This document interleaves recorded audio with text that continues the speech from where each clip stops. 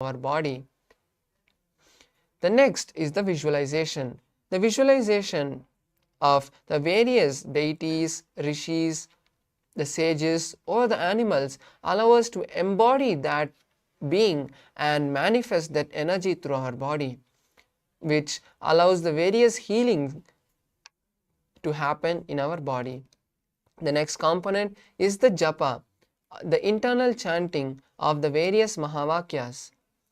The various mahavakyas which have been given by the Supreme Pontiff of Hinduism, will be chanting it throughout this asana sequence. So whenever you hear the new japa, you can start holding that in your inner space. The next is the chanting of the authentic scriptures, the Shastra Pramanas. As we chant these Shastra Pramanas, we continue to remember that these asanas have been given directly by Paramashiva to us, and the asanas that we do are only going to be healing and going to bring good effect on our body. The next component is the weightlifting. The weights can be used throughout the sequence to intensify asanas. When you feel that you are able to perform an asana comfortably, add the weights to intensify that and raise your level of performing the asana. The next component is the mandala. The mandalas are the various cosmic geometries that will be seen in this Dvitiya Vinyasa Krama. For the Dvitiya Vinyasa Krama, the mandala or the yantra is the Shri yantra, which is the most precise form of all the energies in the cosmos. These energies have also been installed in all of our brains by Paramashiva. When we gaze at the Shri yantra, the various energies start to awaken and it raises our consciousness. The next component is the abharana, the various jewelry that we'll be using.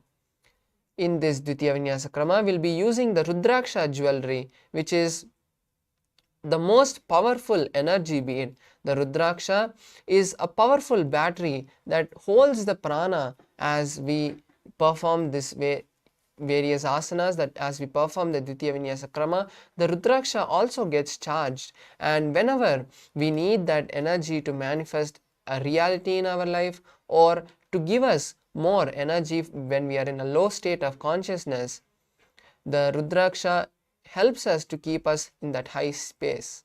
The next and the last component is the Aushadha. The Aushadha are the various alchemy products that we are going to be applying to our skin. The Bhasma, the sacred ash on the 16 places, the Kumkum, the vermilion paste on the third eye, and the turmeric paste on the temples have to be applied as the Aushadha for the Dvitiya Vinyasa Krama. Now that we have seen the 12 components, let's enter into the first asana, which is Sukhasana. Now sit with your head, neck and spine in a straight line. Bring your hands to the respective knee and touch the index and thumbs, placing your hands on the knees in Bindu Mudra. Visualize Paramashiva in your inner space. Start performing the Samana Kumbhaka, which is going to be the first Kumbhaka. You're going to be performing every Kumbhaka for the next few asanas.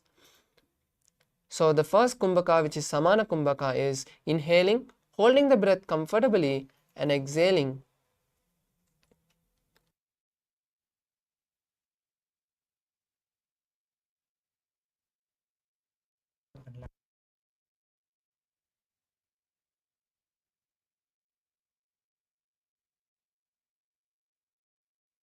You'll be performing the Samana Kumbhaka, which is inhaling, holding the breath as you visualize the intense gastric fire, the Jataragni in your stomach, and then exhale.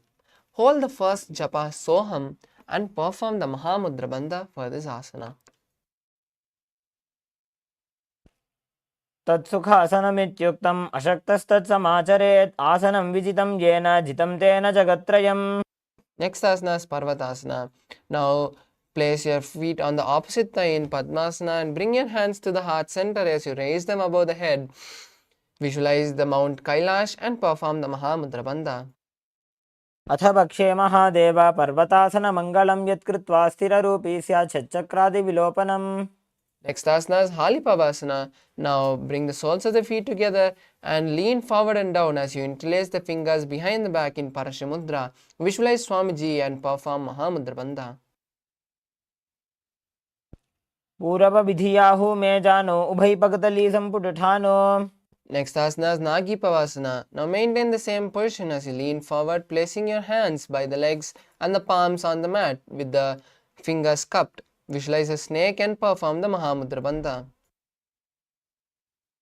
पूरवविधिपर्यागाने नीचौहौ वीकहु निफनास्यौ लगायि. Next asana is Kokilasana. Now hold the respective big toe and raise your legs up as you lock them into Padmasana. Place your elbows on the ground and gaze at the ground as you visualize a bird and perform the Mahamudra Bandha. अथान्यदासनं वक्ष्ये येन सिद्धो भवेन्नरः अकस्मात् वायुसञ्चारं कोकिलाख्यासनेन च. Next asana is Nithyananda. Now stack the knees and ankles and hold the opposite elbows. Start circling your hands in one direction and then the other. Visualize Swamiji and perform Mahamudra Bandha.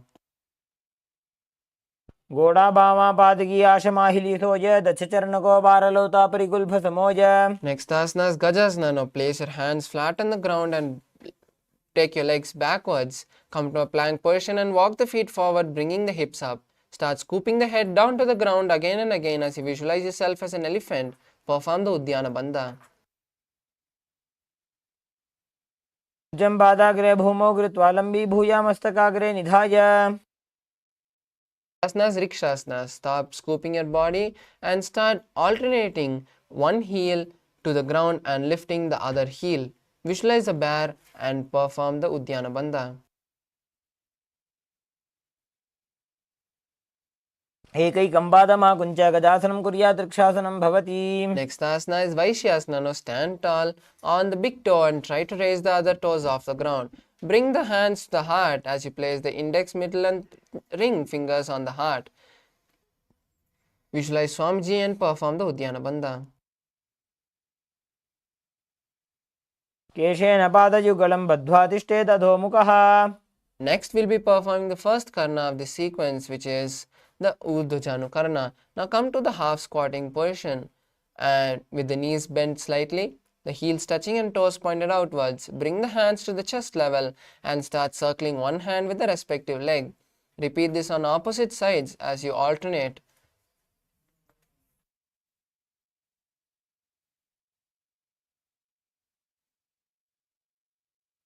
Next asana is Balalingasana.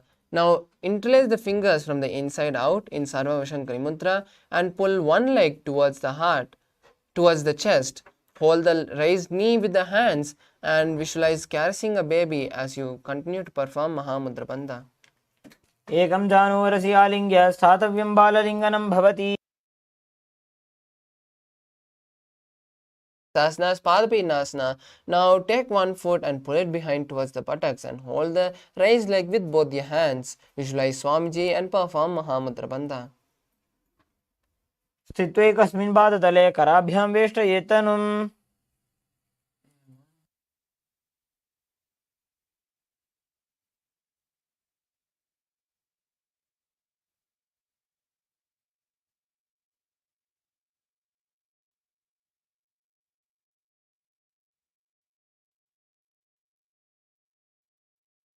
Next asana is Natarajasana.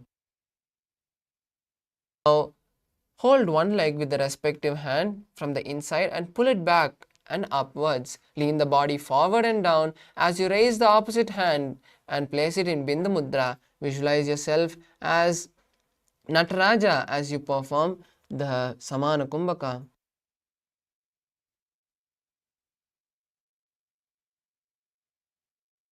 तानपादं क्रौञ्चं च मरीचिं वीरभद्रकं नटराजं त्रिकोणं च सुप्ताङ्गुष्ठप्रसारणे. See, it goes off in full screen, it won't come. The next asana is Balalingasana on the opposite side. Now again interlace your hands from the inside out and pull the opposite knee to the chest. Visualize caressing a baby and perform Mahamudra Bandha. एकं जानूरसि आलिङ्ग्य स्थातव्यं बाललिङ्गनं भवति. Next asana is Padapidnasana on the opposite side. Now pull the opposite leg, the other leg towards the buttocks and hold the leg with both the hands. Visualize Swamiji and perform Mahamudra Bandha. स्थित्वैकस्मिन् पादतले कराभ्यां वेष्टयेत्तनुं पृष्ठे संस्थाप्य यत्नेन पादपीडनमासनम्. Next asana is Natarajasana. Now hold the raised leg from the inside and pull it backwards and up. Raise the opposite hand forward as you place it in Bindu Mudra. Visualize Lord Nataraja and perform Samana Kumbhaka. उत्तानपादं क्रौञ्चं च मरीचिं वीरभद्रकं नटराजं त्रिकोणं च सुप्ताङ्गुष्ठप्रसारणे.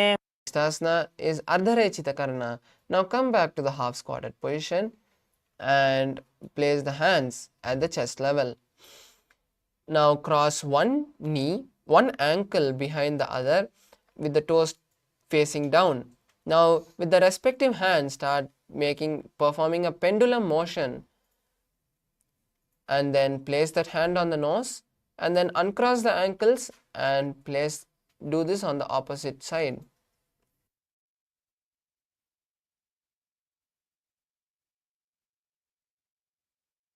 Asana is skeleton dance. Now intensely shake your body without any pattern. Visualize yourself as a complete bone structure. Visualize all the patterns leaving your body and Swamiji filling it with Paramashiva. Intensely shake your body.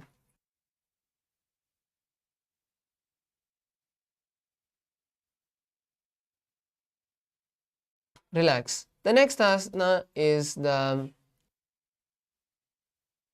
Karna. Now come to the half squatted position with your heels touching and toes pointed out. Bring your hands above the head, crossing the palms, crossing the wrist and keeping the palms facing forward. Now open your hands wide as you turn to one side and cross them again as you come to the center. Turn to the opposite side and open your hands wide. Do this again and again on both the sides.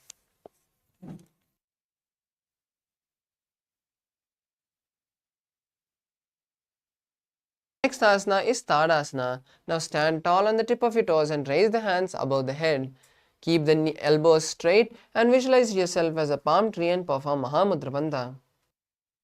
महामुद्राबद्धकोनो ताडासनविभेदकान् विनोतानं सदा कुर्यादन्तर्पत्नीपतिप्रिया. Next asana is Uttanasana. Now lean forward and down, placing the hands by the legs and trying to touch your knees with the forehead. Visualize Swamiji and continue to perform Mahamudra Bandha. मुद्राबद्धकोनो ताडासनविभेदकान् विनोतानं सदा कुर्यादन्तर्पत्नीपतिप्रिया. Next asana is Tarakshvasana. Now come to a plank position with the hands shoulder width apart. Lock your chin to the chest in Jalandhara Bandha and turn it from side to side. Visualize Swamiji and perform the Jalandhara Bandha as you hold the new japa Shivoham in your inner space. गजासनवस्थित्वा मस्तकं वारं वारं दक्षिणकुक्षिं सव्यकुक्षिं नजेत् तरक्ष्वासनं भवति. Asana is Bhujangasana. Now bring your body to the ground and keep your hands by the chest. Slowly raise your upper body with the strength of the lower back and open your mouth wide, inhaling through the hollow of your throat in Bhujangani Mudra. Visualize yourself as a snake.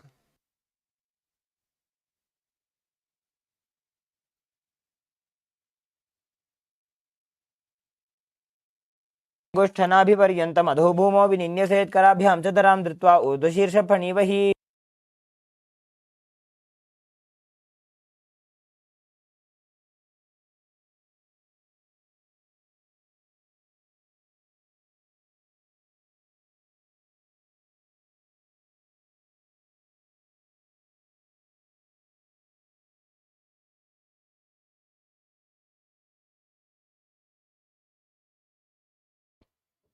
The next asana is Shashasana. Now come back to a tall plank position and start alternating one knee towards the chest, back and forth. Visualize Swamiji and start performing Saja Kumbhaka, which is inhaling and exhaling comfortably.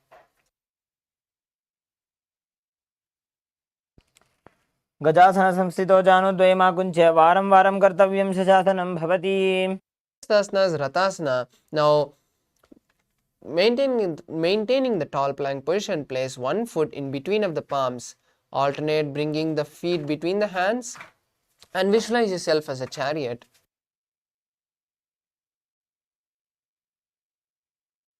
गजासन संस्थितो एकैकं पादं पुरोमार्गेण भ्रामयित्वा कर्तव्यं रथासनं भवति. Asana is Virabhadrasana. Now place one leg forward and the other leg back. Let the front leg's knee be bent at a 90-degree angle and the back leg's toes be pointed outwards. Come forward and raise your hands above the head with the palms facing and the elbows straight as you pull your stomach in and up in Uddiyana Bandha and visualize Lord Kalabhairava. Gaze at your third eye. वासिष्ठमथ कौण्डिन्यमूर्धकुक्कुटमेव च अष्टावक्रमथोत्थानं मयूरं सेतुबन्धनम्. Next asana is Virabhadrasana on the opposite side. Now switch the position of the feet as you lean forward and down, bending the knee at a 90-degree angle. Visualize Kalabhairava and perform Uddiyana Bandha. वासिष्ठमथ कौण्डिन्यमूर्धकुक्कुटमेव च अष्टावक्रमथोत्थानं मयूरं सेतुबन्धनम्. Next asana is Vrikshasana. Now stand tall and place one leg at the root of the opposite thigh. Bring your hands together in front of your heart as you raise your hands above the head. Gaze at a drishti point, which is a point where you can get balance from. Visualize yourself as a tree and perform the Uddiyana Bandha. वामोरुमूलदेशे च याम्यं पादं निधायतु तिष्ठेत्तु वृक्षवद्भूमौ वृक्षासनमिदं विदुः. Next asana is Garudasana. Now lift the leg and place it in front of the opposite thigh. Visualize Garuda and perform the Sahaja Kumbhaka. गरुडासनमावक्ष्ये येन ध्यानं स्थिरं भवेत् सर्वदोषाद् विनिर्मुक्तो भवतीह महाबली. Next asana is Vrikshasana on the opposite side. Now raise the opposite leg and place it at the root of the standing leg. Place your palms together in front of your heart as you raise your hands above your head. Visualize yourself as a tree and perform Uddiyana Bandha. वामोरुमूलदेशे च याम्यं पादं निधायतु तिष्ठेत्तु वृक्षवद्भूमौ वृक्षासनमिदं विदुः. Next asana is Garudasana. Now raise the leg and place it on the in front of the opposite thigh. Keep the hands in front of the heart together and visualize Lord Garuda. गरुडासनमावक्ष्ये येन ध्यानं स्थिरं भवेत् सर्वदोषाद् विनिर्मुक्तो भवतीह महाबली. Next asana is Trikonasana. Now place one leg forward and let the other leg be backwards. Let the front leg's toe be pointed forward and the back leg's toes be pointed sideways. Next, raise your hands parallel to the ground and lean forward and down, placing your hands by the front leg. Gaze at the sky and visualize yourself as a triangle. उत्तानपादं क्रौञ्चं च मरीचिं वीरभद्रकं नटराजं त्रिकोणं च सुप्ताङ्गुष्ठप्रसारणे. Next asana is Trikonasana on the opposite side. Now switch the position of the feet and lean forward and down, placing your hands by the front leg. Visualize yourself as a triangle. उत्तानपादं क्रौञ्चं च मरीचिं वीरभद्रकं नटराजं त्रिकोणं च सुप्ताङ्गुष्ठप्रसारणे. Next asana is Nikutaka Karna. Now stand in the half squatted position as you lift one heel off the ground. Place the hands parallel to each other in front of the heart and alternate lifting one heel and switching the position of the hands.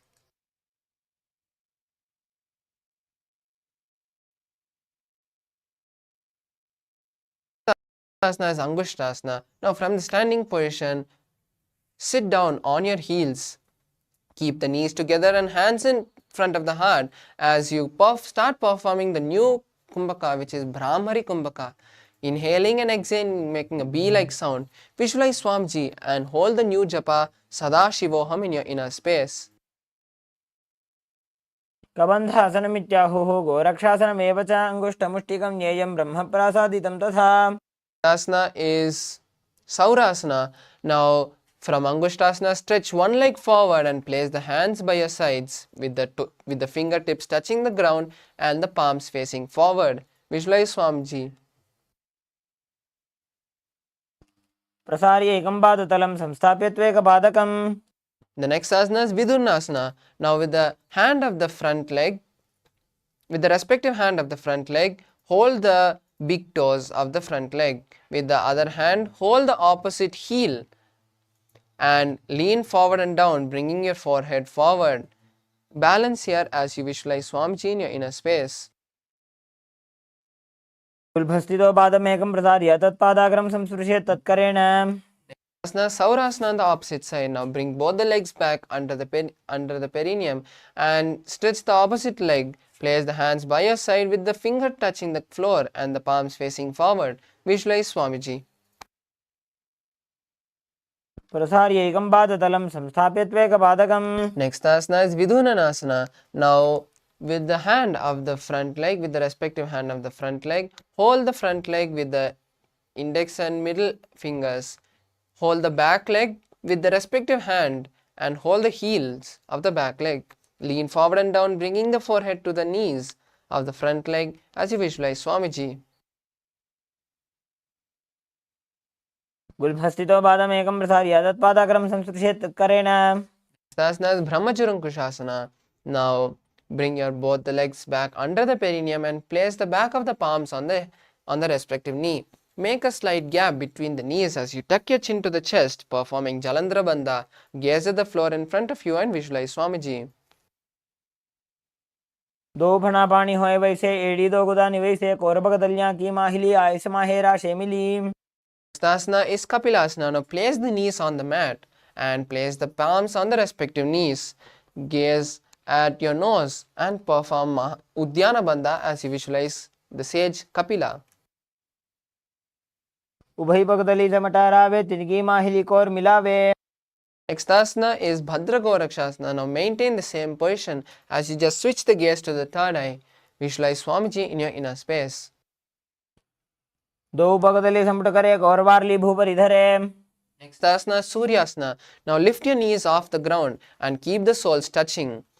Place your little fingers and thumbs together as you open your palms wide in making your hand into a lotus. Stretch your hands above the head and gaze to the gaps of your palms as you visualize Lord Surya and perform Udyana Bandha. एड़ी दो गुदा तरियाने फना पानी बैठक पुनिठाने घोड़ा जंग अधर करी रहे आड़े वाम इसी विधि गहे Asana is Mandukasana. Now place the feet, the toes flat on the ground and sit on your heels. Keep the hands on top of the respective knees and lift your tongue and bend it, pressing your tongue on the upper palate. Performing Manduki Mudra. Gaze to the third eye and visualize yourself as a frog. पादतलो पृष्ठदेशे अंगुष्टे द्वे च संस्पृशे जानुयुग्मं पुरस्कृत्य साधयेन् मण्डुकासनम् The next asana is Uttana Mandukasana. Now maintaining the same posture, lift your hands above your head and cross them, touching the opposite shoulder behind your back. Visualize yourself as a frog and perform Udyana Bandha. मण्डुकासनं मध्यस्थं कूर्पराभ्यां धृतं शिरः Asana is Simhasana. Now cross your ankles and sit on your heels. Place your hands on the respective knees. Lean forward and down, exhaling forcefully as you stick your tongue out. Visualize yourself as a lion and gaze at the nose. दक्षिणं सव्यगुल्फेन दक्षिणेन तदेतरं हस्तौश्च जान्वो संस्थाप्य साङ्गुली च प्रसार्य च Relax. Now uncross the ankles and sit on the heels with the toes flat. Place your hands on the cross your hands behind your back, holding the opposite big toe with your index and middle fingers in Prana Mudra. Tuck your chin to the chest in Jalandhara Bandha and visualize Swamiji. गुल्भौ च वृषणस्याधः स्याधो व्युत्क्रमेण समाहितः पादाङ्गुष्ठोकराभ्यां च धृत्वा च पृष्ठदेशतः Next asana is Kakabhusandhyasana. Now come to a squatting position with your feet together and toes wide apart. Now from the inside out, wrap your legs and try to lock your hands behind the back. Lean forward as you gaze at the nose and visualize a crow. प्रथमे वेसकौ कटठाने दोवुः तपकमी च आने Next asana is Kanipavasana. Now place your hands on the ground shoulder width apart and place the knees behind the respective hands near the armpits. Slowly lean forward as you lift your body off the ground and balance on the hand. Visualize Swamiji in your inner space. को गुण आशीदुष्टा होई तो आछी होई Next asana is Kapalyasana. This is an inverted asana. So, I request all the participants who have any injuries like the shoulder or back injury or any other terminal disease to not perform these inverted asanas. If you want to perform, you can get the consultation of your doctor and then perform these inverted asanas. For the rest of the participants who are trying this, you can take the support of a wall or a partner to perform this asana.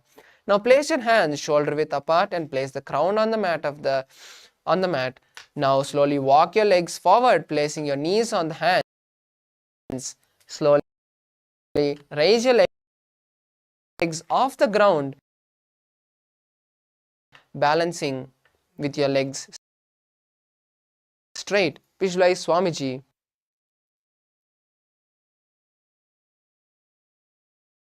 शीशा धरती टेकी पकड़ो वो मिलिबा ऊंचा को करे. Next asana is Parshvamayurasana. Now come to a squatting position with sitting on your heels. Place your hands to one side of the body, aligning the knees and hips to the elbows. Lean onto your hands as you lift the legs off the ground, balancing on the hands. Visualize yourself as a peacock and start performing the new Kumbhaka, which is Rechaka Kumbhaka. Inhaling, exhaling, completely emptying the stomach, holding the breath like that, holding your lungs empty and then inhaling again.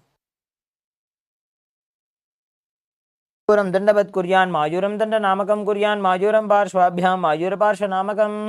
Next asana is Parshvamayurasana on the opposite side. Now place the hands on the other side of the body as you again lean onto your hands, stretching the legs to the side. Gaze at the third eye and visualize a peacock. दंडवत कुर्यान मायूरम दंड नामकम कुर्यान मायूरम पार्श्वाभ्याम मायूर पार्श्व नामकम. Next asana is Bhairaganathasana. Now come to a plank position.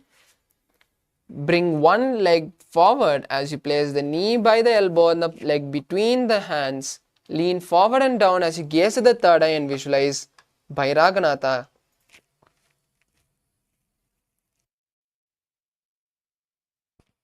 आसन को गुण पीती जाई. Next asana is Bhairaganathasana on the opposite side. Now bring the opposite leg between the hands and lean forward as you visualize Lord Kalabhairava.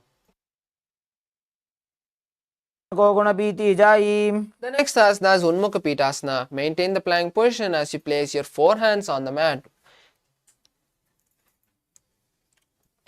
भून्यस्तौ जानुनी हस्तौ चतुष्पदम वाङ्मुखम उत्थापिताङ्घ्रि युगल कटिस्थलम अभिरुका.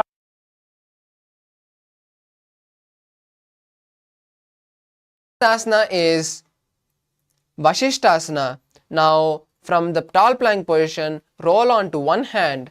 Raise the opposite hand towards the sky and gaze at that palm. Visualize the great sage Vashishta. ऊर्ध्वकुक्कुटवासिष्ठ मरीचिहल मत्स्यकम्बरि वृत्तिं चोदरस्य विविधं धनुरासनम्. Next asana is Vashishtasana on the opposite side. Now balance on the opposite arm as you raise the hand towards the sky. Gaze at the hand and visualize the sage Kapila. The sage Vashishta.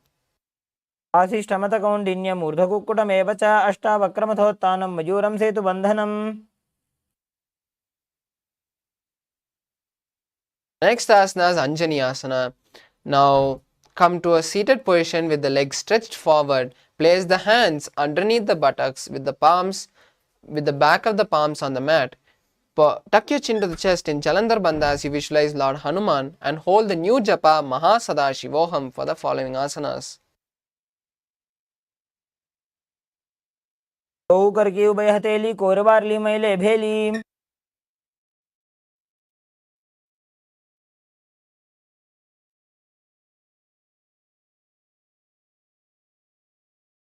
Next asana is Pachimatanasana. Now hold the respective leg with the hand, with the index and middle fingers of the hands and lean forward and down, placing your forehead on the knees. Visualize Swamiji and perform Mahamudra Bandha. जानो परिललाटन्तो पश्चिमं ताणमुच्यते येन केन प्रकारेण सुखं धार्यं च जायते. Next asana is Ugrasana. Now interlace your hands behind the head as you lean forward and down, placing the forehead on the knees with the elbows beside the legs. Visualize Kali and perform the Mahamudra Bandha. पाणिभ्यां दृढं धृत्वा जानोपरि शिरोन्यसेतासनोऽग्रमिदं प्रोक्तं भवेदनिलदीपनम्. Asana is Marichi Asana. Now bring one leg towards the perineum and keep the knees up. Wrap the knee around and interlace your hands behind the back, bringing your forehead to the knees. Visualize the great sage Marichi. उत्तानपादं क्रौञ्चं च मरीचिं वीरभद्रकं नटराजं त्रिकोणं च सुप्ताङ्गुष्ठप्रसारणे. The next asana is Mahamudrasana. Now rest the knee on the ground and hold the stretched leg with both the hands, leaning forward and down, placing the forehead on the knees. Visualize Swamiji and perform Mahamudra Bandha. महामुद्रां प्रवक्ष्यामि तन्त्रेऽस्मिन् मम वल्लभे. Next asana is Marichi Asana on the opposite side. Now place the opposite leg by the perineum with the knees up. Wrap the knee around and hold the hands behind the back. Bring your forehead to the knee and visualize the great sage Marichi. उत्तानपादं क्रौञ्चं च मरीचिं वीरभद्रकं नटराजं त्रिकोणं च सुप्ताङ्गुष्ठप्रसारणे. The next asana is Mahamudrasana on the opposite side. Now rest the raised knee on the ground and lean forward and down, holding the stretched leg with both the hands. Visualize Swamiji and perform Mahamudra Bandha. महामुद्रां प्रवक्ष्यामि तन्त्रेऽस्मिन् मम वल्लभे जां प्राप्य सिद्धा सिद्धिं च कपिलाद्यः पुरागताः.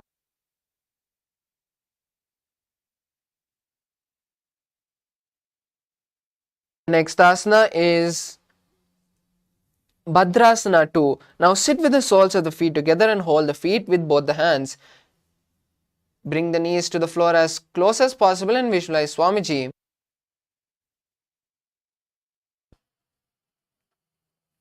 गुल्भौ तु वृषणस्यादः सीवन्त्याः पार्श्वयोः क्षिपेत पादपार्श्वे तु पाणिभ्यां दृढं बद्ध्वा सुनिश्चलम्. Next asana is Gwalipavasana. Now place the hands on the respective knees as you extend the legs away from the perineum. Tuck your chin to the chest in Jalandhara Bandha and visualize Swamiji. Charpat Chowk कक्ष्यो sooji Wahi Vidhi Jogi J sooji. The next asana is Joni Asana. Now bring the legs back to the perineum and hold the legs with both the hands. Lean forward and down, placing the forehead on the mat as you visualize the Yoni Mandala in your inner space. दोवु पकदली संपुट करे सोले मेढ आगा मेधरे. Next asana is Midiki Pavasana. Now bring the heels away from the perineum and stretch the hands to the side as you place your forehead behind the heels. Visualize Swamiji and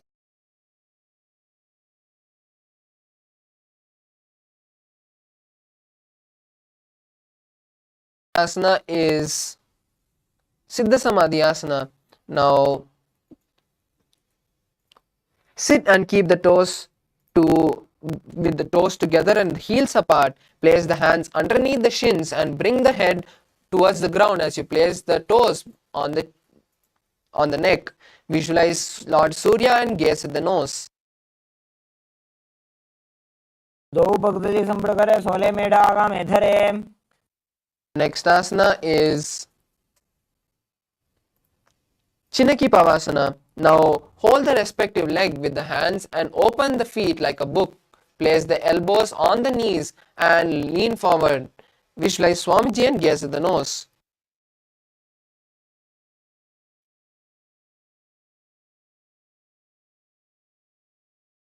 दोवु पगागी एडी धरती मगिवा मेढ लगावे. Next asana is Charpata Chokasana. Now place the hands on the respective knees and slightly push them towards the ground. Pull your stomach in and up in Uddiyana Bandha and visualize Swamiji.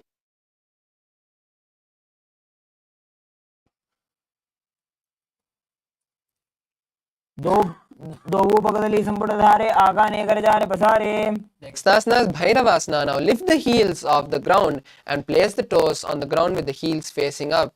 Place the hands on the respective knees in Bindu Mudra and visualize Kala Bhairava as you pull your stomach in and up in Uddiyana Bandha. Gaze at your third eye. गुल्भौ सम्पीड्य चान्योन्यं व्युत्क्रमेणोत्थितं शनिः जान्वोः पार्श्वगतौ हस्तौ दण्डवद्भैरवासनम्. Asana is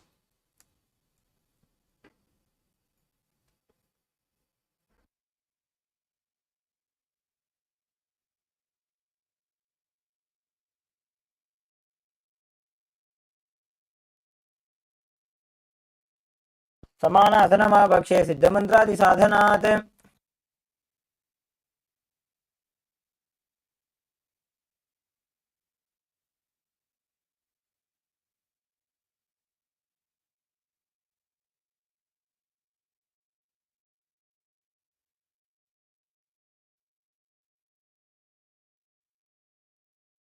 केवलं पादमेकञ्च स्कन्धे चारोपे यत्ततः. Next asana is Samanasana on the opposite side. Now sit with one perineum and one heel at the perineum and opposite leg. Pull it towards the chest. Visualize Swamiji and gaze at the third eye. समानासनमापक्षे सिद्धमन्त्रादिसाधनात्. Asana is Apana. Now place the raised leg on the respective shoulder and stretch the opposite leg towards the sky. Place the hands by your side and visualize Swamiji as you gaze at the third eye. केवलं पादमेकञ्च स्कन्धे चारोपे यत्ततः. The next asana is Gomukhasana. Now cross the legs and place the feet by the hips. Place your hands on the respective knee and gaze at the nose as you visualize a cow. Start performing the new Kumbhaka, which is Sitkari Kumbhaka. Inhaling through the clenched teeth with the tongue touching the upper palate and exhaling through the nose. Hold the new japa Om Nithyanandoham in your inner space. सव्ये दक्षिणगुल्फं तु पृष्ठपार्श्वे नियोजयेत्. दक्षिणेऽपि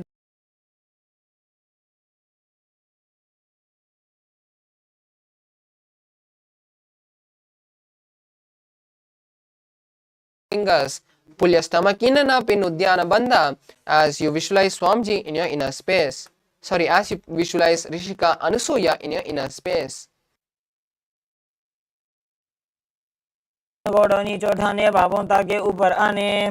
Next asana is Anusuyasana 2. Now interlace the hands behind the back and lean forward and down, bringing the nose to the floor. Visualize Rishika Anusuya and gaze at the nose. जीवना घोड़ा की संधि ऊपर डाबा घोड़ा की संधि. Next asana is Garudasana 2. Now sit on the ground with one heel at the perineum and the opposite leg flat with the knee to the chest. Place the hands on respective knees and visualize Garuda as you gaze at the nose. Next asana is Naradasana. Now sit on the heel which was touching the perineum and interlace the hands behind the neck, turning outside of the raised knee. Visualize the sage Narada and gaze at the third eye. Next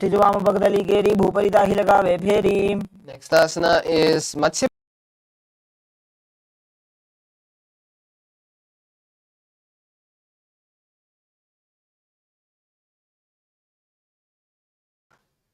Raised leg with the respective hands. With the other hand, wrap the knee and hold on to the shin of the raised leg. Visualize the sage, visualize the avatar of Vishnu, the Matsya avatar of Vishnu. वामेन वामाङ्गुष्ठन्तो गृहीतं मध्यपीठकं योनि वामेन सम्पीड्य मेढ्रादुपरि दक्षिणम्. Next asana is Gomukhasana on the opposite side. Now again cross your feet, placing the legs by the opposite hip. Place your hands on the top knee and visualize a cow as you gaze at the third eye. सव्ये दक्षिणगुल्फं तु पृष्ठपार्श्वे नियोजयेत्. Next is Anusuyasana 2. Anusuyasana on the opposite side. Now hold on to the opposite big toes with your index and middle fingers. Pull your stomach in and up in Uddiyana Bandha and visualize Rishika Anusuya as you gaze at the nose. दक्षिण घोड़ों नीचे उठाने बाबों ताके ऊपर आने. Next asana is Anusuyasana 2.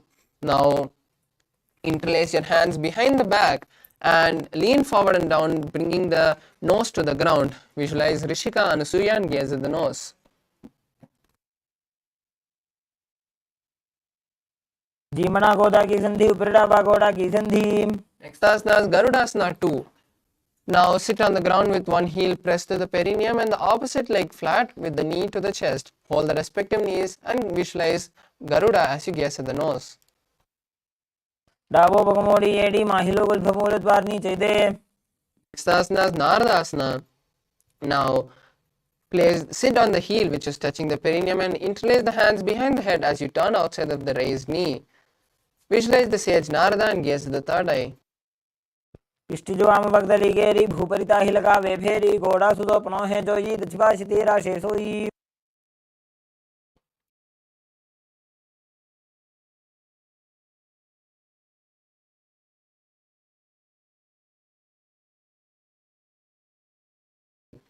Which is the raised leg. Hold the hand of the raised leg, hold the toes of the raised leg with the respective hand and wrap the hand around the knee and hold the shin of the raised leg. Visualize Matsya, the fish avatar of Vishnu, and gaze at the nose. नवामांगुष्टन्तो गृहीतं मध्य पीठकं योनि women संपीड्य मेढ्रातुपरि दक्षिणम्.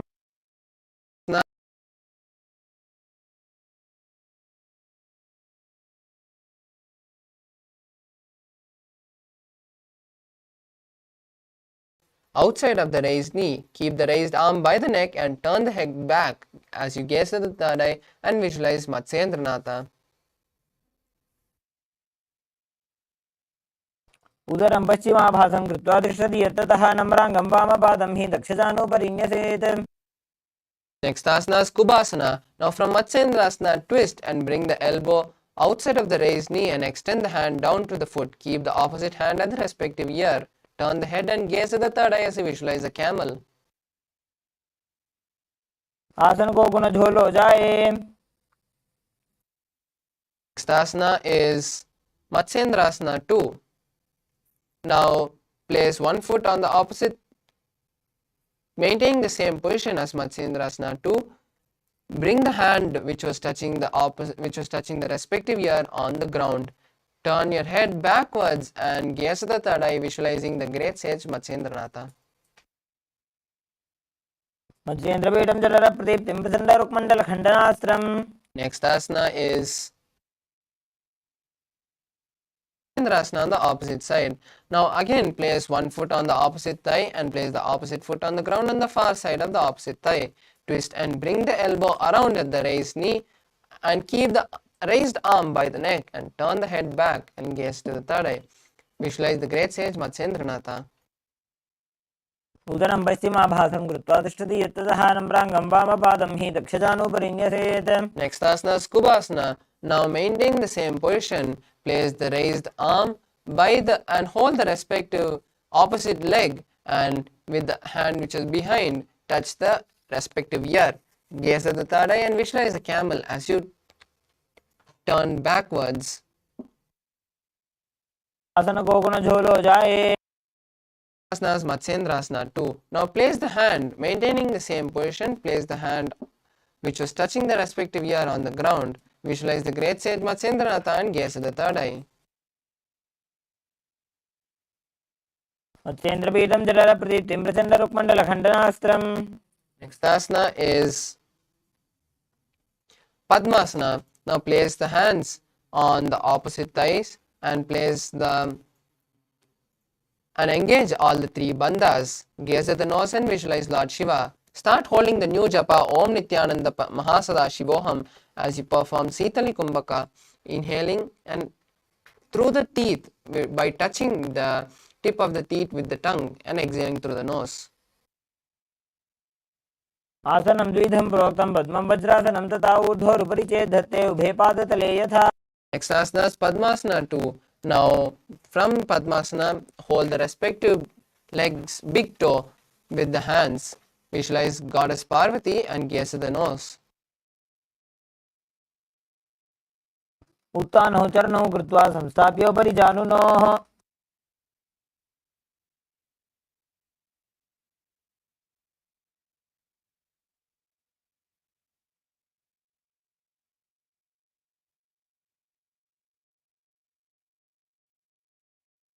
Asana is Kukutasana. Maintain the Padmasana and insert the hands through the gap of the thighs and calves. Lift your body off the ground as you visualize yourself as a rooster.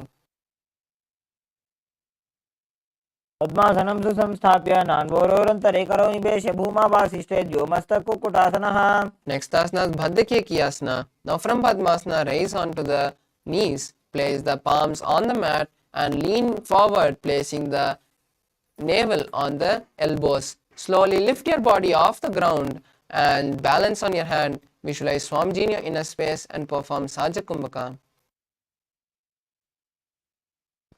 धरामोष्टविकलद्वयेन तत्कोर्परि स्थापितानाभिपार्श्वः. Next asana is Mayurasana. Now come to a kneeling position and place the hands on the ground with the fingers pointing towards the body.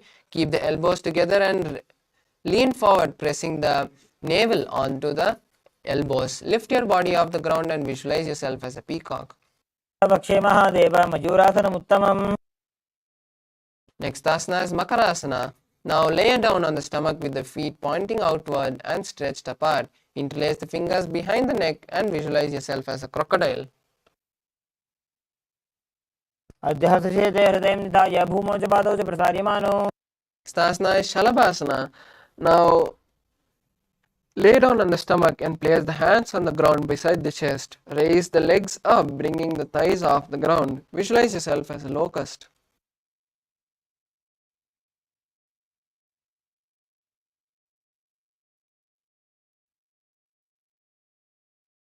Asana is Ushtrasana. Now hold the respective leg and pull it down towards the ground beside the hips. Visualize yourself as a camel. अध्यासिषेते पदयुग्मं व्यस्तं पृष्ठे निधाय विधृतं कराभ्याम्. Asana is Dhanurasana. Now from Ushtrasana, tighten the grip on the feet and raise the legs and chest simultaneously off the ground. Visualize yourself as the bow of Lord Shiva and gaze at the third eye. प्रसार्यपादौ भिदण्डरूपौ करौ च पृष्ठे धृतपादयुग्मम्. Next asana is Bhagasana. Now sit on your heels with the toes flat. Place your hands on the respective knees and visualize Swamiji as you hold the new japa Om Nithyananda Paramashivoham for the rest of the asanas of the Dvitiya Vinyasa Krama.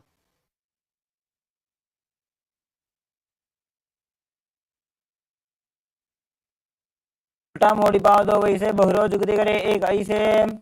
Next asana is Gohyasana. This is the inverted asana, so you can take the support of the wall or a partner.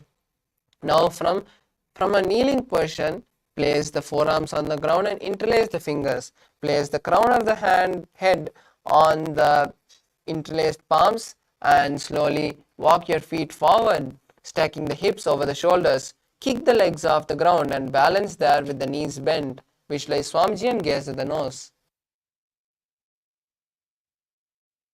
दो हाथ की कहुनी जोई पुनः कलाई जाने दो.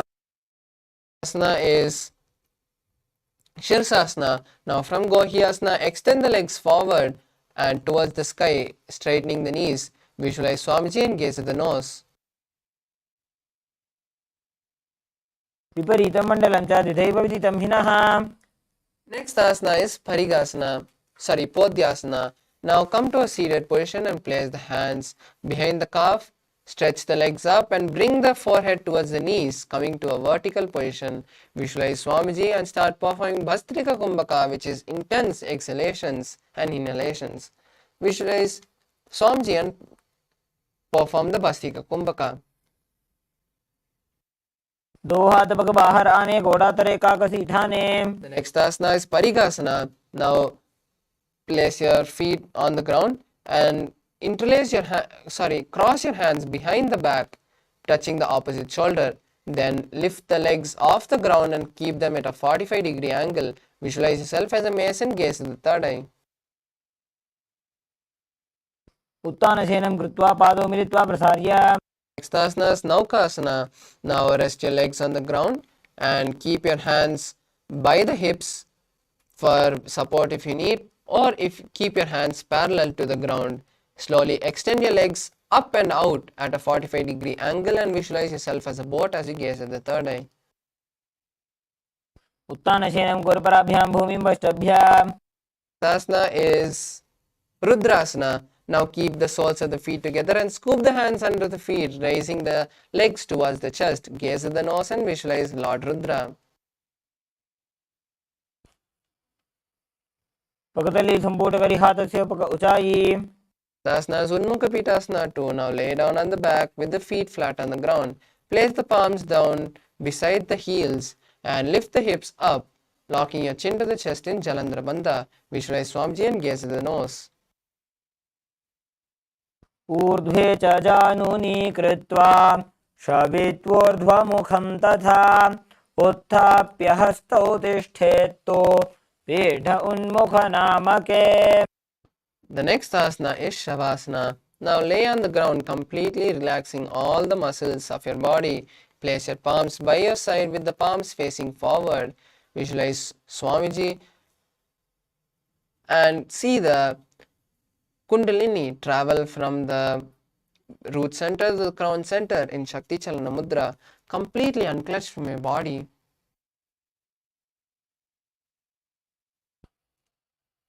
उत्तानं शववद्भूमौ शयनं तु शवासनं शवासनं श्रान्तिहरं चित्तविश्रान्तिकारकम्.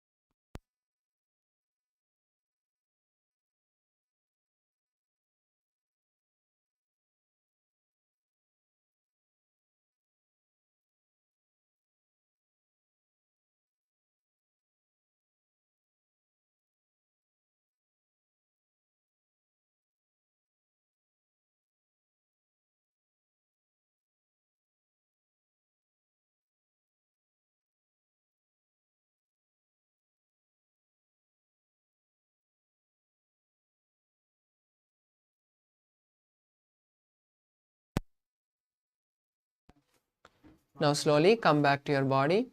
Start shaking your ankles and legs, your hands.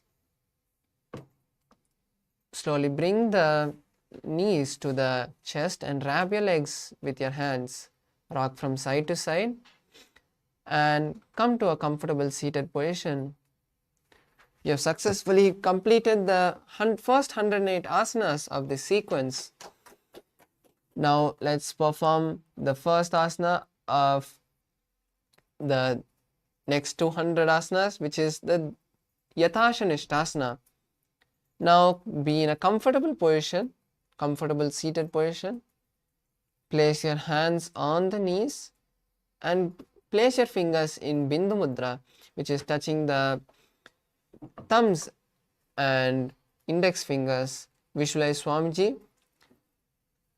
Start performing the Kumbhaka for the following asanas, which is Samana Kumbhaka. Inhaling, holding the breath and exhaling as you visualize the intense gastric fire happening in you. Hold the japa Om Nithyananda Paramashivoham for the rest of the asanas and visualize Swamiji. पर्यङ्कं तत्समाख्यातं यतसंस्थं यथा स्थितिः. The next asana is Samasana. Now sit in a cross-legged position with the hands on the knees and thumbs touching the index fingers in Bindu Mudra. Be in a cross-legged position as visualize Swamiji and continue to hold the Mula Bandha for the rest of the asanas.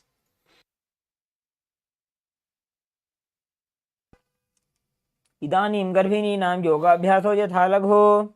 Next asana is Muktasana. Now place the left foot under the right leg and place the right leg on the left thigh. Place your hands facing downwards on top of the knees as you visualize Swamiji and gaze at the nose. पीड्यसीविनीं सूक्ष्मां दक्षिणेतरगुल्फतः. The next asana is Siddhasana. Now maintain.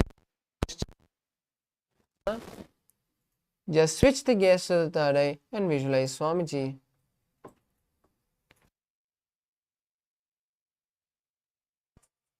स्थानोस्तम्यमितेन्द्रियोचलदृशा पश्यन् भ्रुवोरन्तरं चैतन्मोक्षकपातभेदजनकं सिद्धासनं प्रोच्यते. The next asana is Siddhyasana. Now maintain the same posture as you switch the gaze to the ground in front. Mudra Bandha.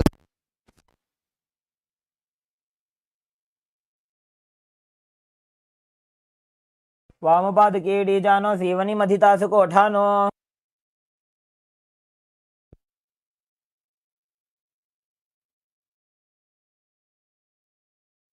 The next asana is Siddhyasana. The next asana is Rudrasana. Now maintain the same posture as you roll your hands and place your fingers in Bindu Mudra. Gaze at the third eye and visualize Lord Rudra in your inner space.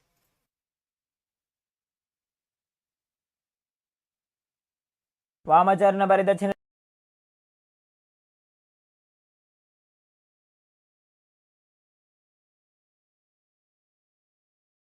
Self as unshakable and continue to keep your fingers in Bindu Mudra.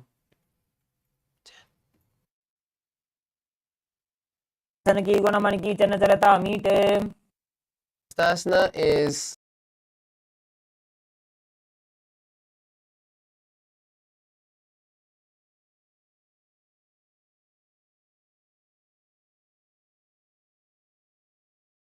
space and continue to perform the Samana Kumbhaka.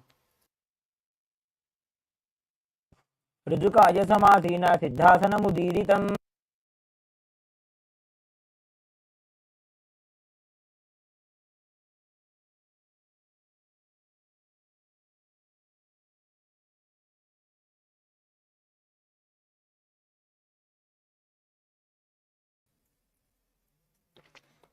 Maintain the same position as you start to visualize yourself as a powerful space of creation. Now we'll be performing the Shan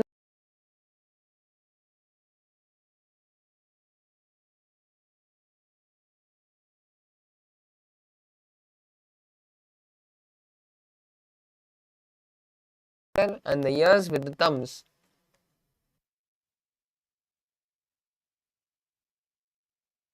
यत्र मध्ये महादेव बन्धयोन्यासने शृणु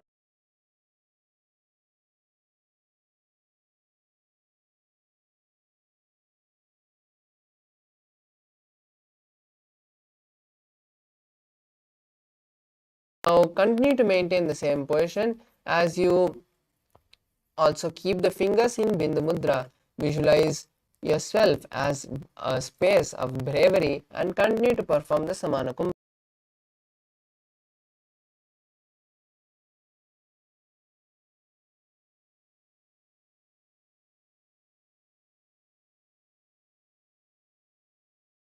Now maintain the same position as you switch the gaze to your third eye. Visualize the great sage Valmiki in your inner space. तावा पगगी बगदली पुनी AD है जो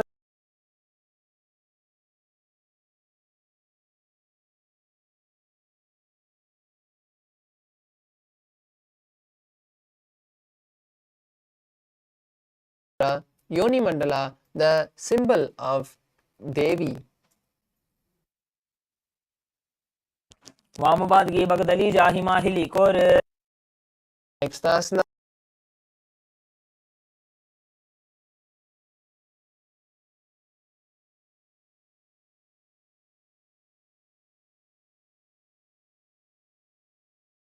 Same posture. Switch the gaze to the third eye as you continue to visualize the Yoni Mandala. आसनं पर्वतेन योगं योगफले नीलं तत्कालफलं तावत् खेचरो यावदेव हि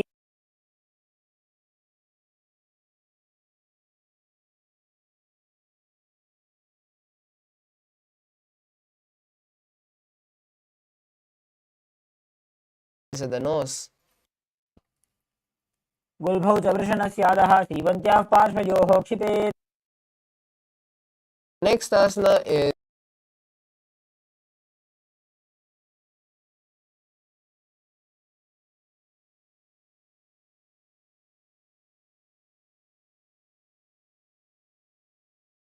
and inhale through the left nostril and hold the breath, then inhale through the right nostril and hold the breath, and then exhale through the left nostril. Repeat this on the other side.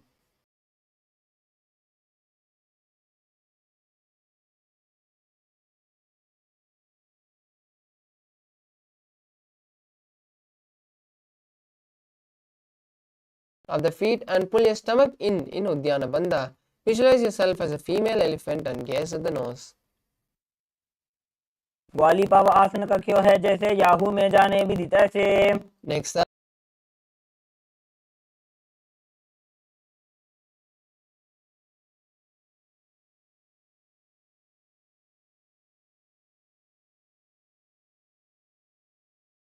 Kumbhaka, which is exhaling completely, emptying your stomach, holding the breath comfortably like that, holding your lungs comfortably like that, and inhaling again.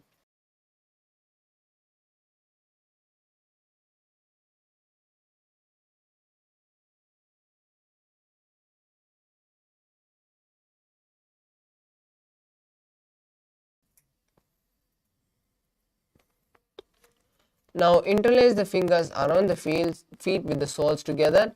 Lift the feet towards the chest as you place the chin on the toes.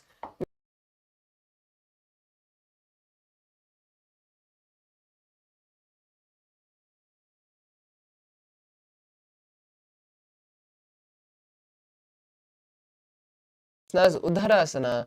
Now keep the soles of the feet together and scoop the hands from under the feet. Lift the feet towards the chest and place the chin on the toes. Visualize your body free from disease and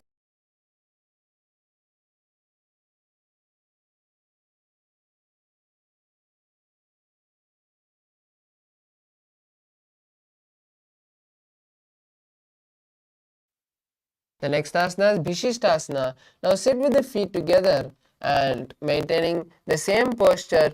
Raise your legs and place them in front of your face.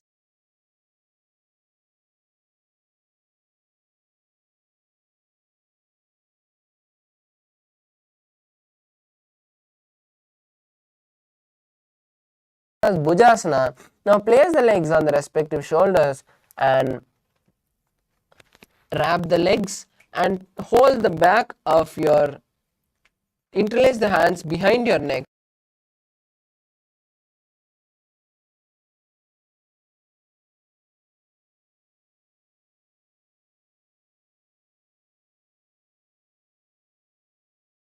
Asanas Kalyanasana. Now maintain the seated posture as you bring the hands from behind your neck, locking and interlace them behind the lower back. Visualize yourself as a beautiful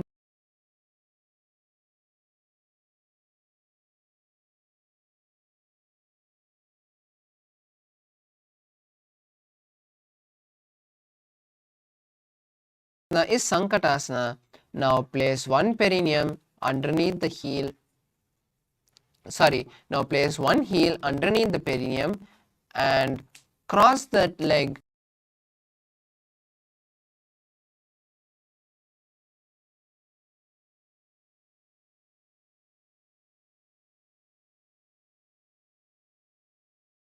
Jai Kumbhaka, which is inhaling and exhaling, making an ocean-like sound. Next asana is Dhenukasana. Now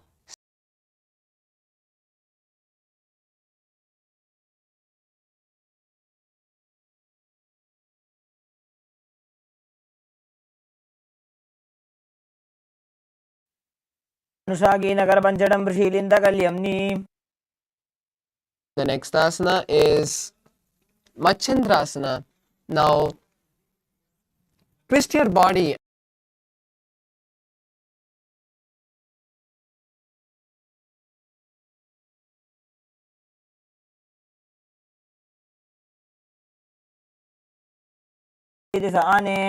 The next asana is Machandrasana too. Now untwist the body and hold on to the opposite legs. Lean down and forward, placing the forehead on the ground. Visualize Swamiji.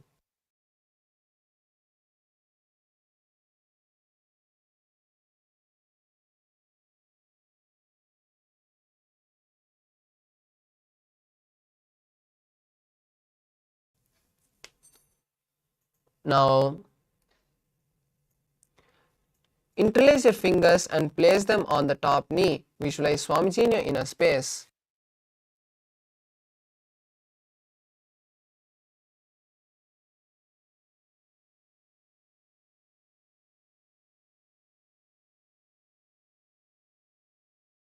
Opposite side. Now place one heel underneath the perineum and cross that leg with the other leg, with the opposite leg. Place your hands on opposite knee.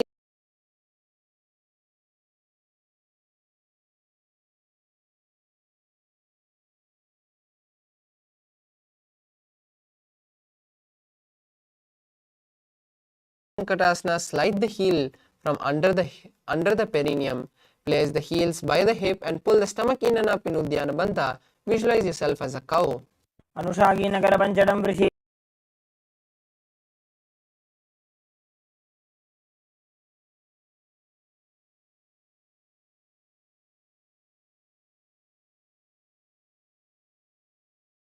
Thighs. Visualize Swamiji and gaze at the third eye. वामजङ्गप्रदक्षिणटाने वामहस्तभिष्टीति स आने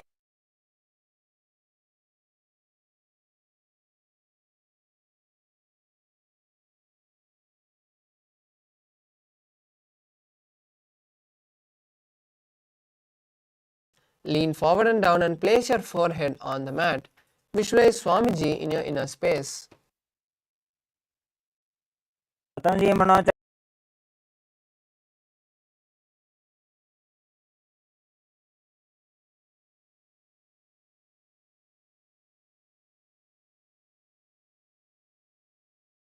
Mahamudra Bandha. Visualize Swamiji in your inner space. ऊर्मूलेतरपादस्य कनिष्ठिकाप्रदेशकुल्भं संस्थाप्य. The next asana is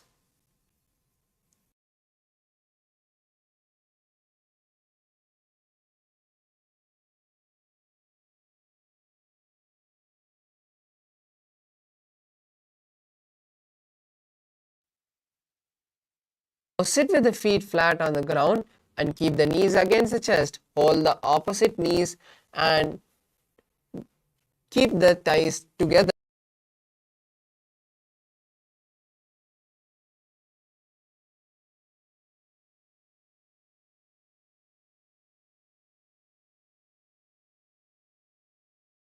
Next asana is Bodhashokasana.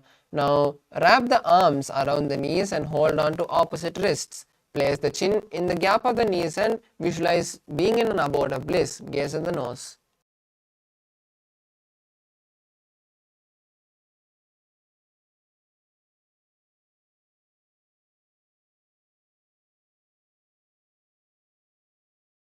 Same position, place the arms under the knees and hold on to opposite elbows. Visualize Swamiji and gaze at the nose.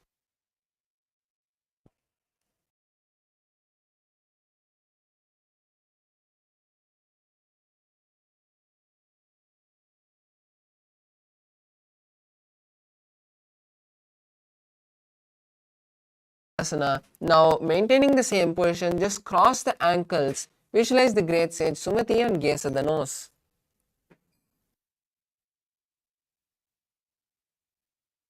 मूलद्वार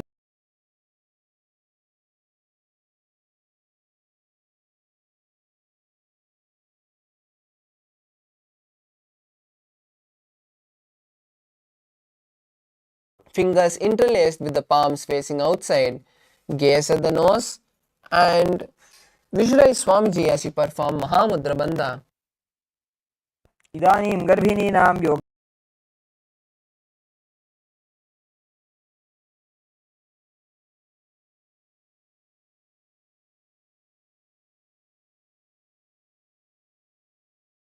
The index and middle fingers. Lean your chest forward and down, placing the head on the knees. Visualize Swamiji in your inner space and perform Nadi Shodhana Kumbhaka, which is inhaling and visualizing the prana travel from your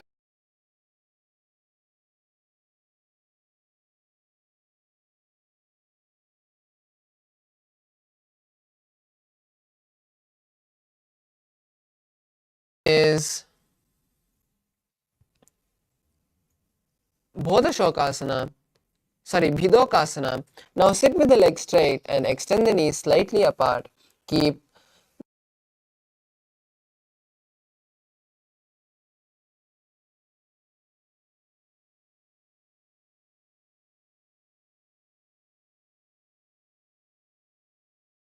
पावसारी कछको ऊर्धको कुरुडो डारे. Next asana is Jalandhari Pavasana. Now extend both the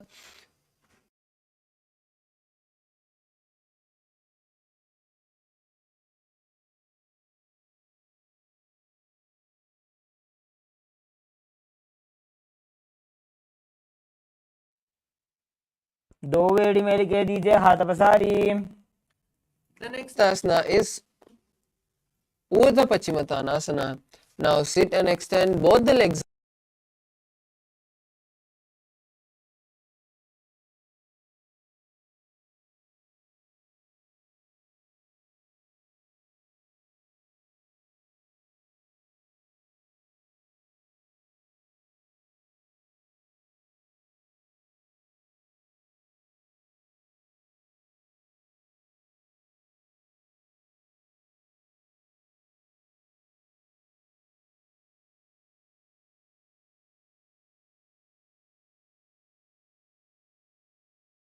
Travel from the foot to the crown center and then exhaling. पश्चिमतानवत्संस्थितिं कृत्वा एकं पादं ग्रीवायां धृत्वा तिष्ठेत्.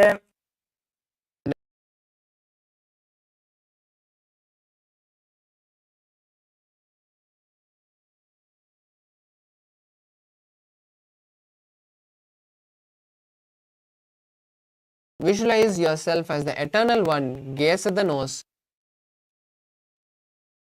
उत्तानशयने एकैकं पायिग्रीवायां विन्यस्य The next asana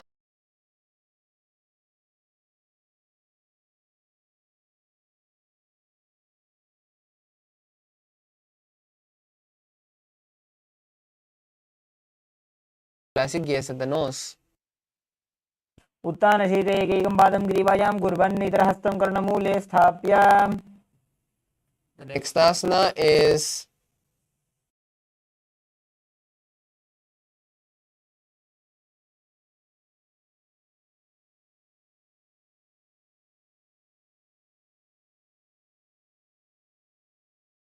roll from the left to right. Visualize Swamiji. उत्तानशयनं जानुनि हृदयपष्टम्ब जङ्घासहितौ ऊरुनिकरद्वये बद्ध्वा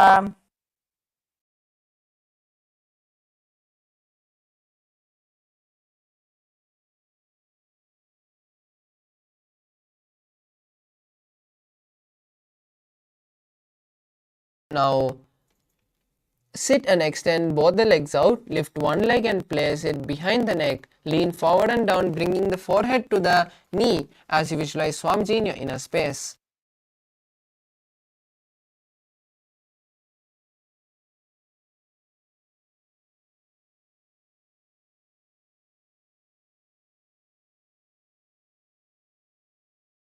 Hold the leg with the opposite hand and visualize yourself as the eternal one. Gaze at the nose.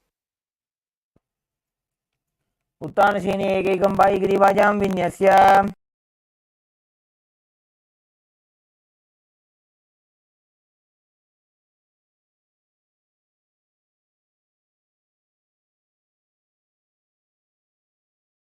Rest on the elbow of the hand holding the foot. Visualize yourself having complete control and gaze at the nose.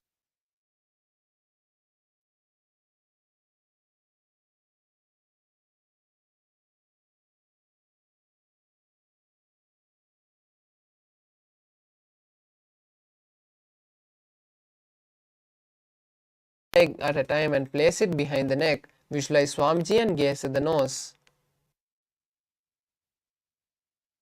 पादाभ्यां वेष्टयेत् कण्ठं हस्ताभ्यां पृष्ठबन्धनम्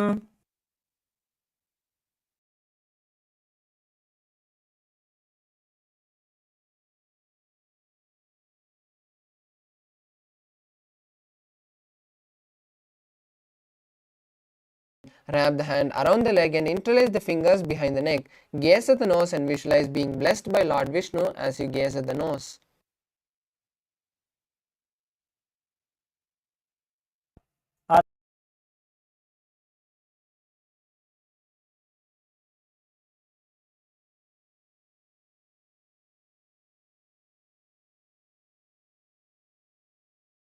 On the back, lift the knees and place them on the chest.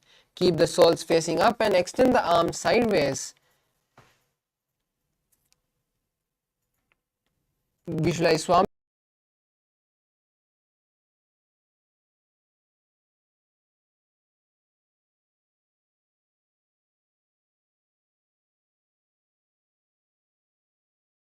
is Jatara Parivritti, the sequence of Jatara Parivritti.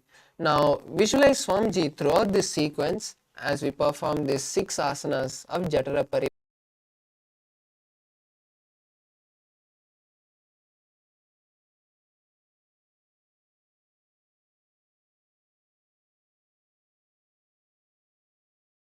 And the other knee bent on the ground by your side. Jatara Parivritti 2, keep both the knees bent to one side. And Jatara Parivritti 3, bring both the legs straight.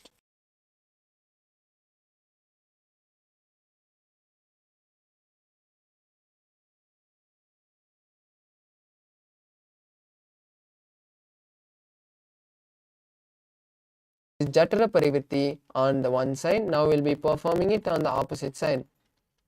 Now again bring the knees to the chest and keep the arms stretched.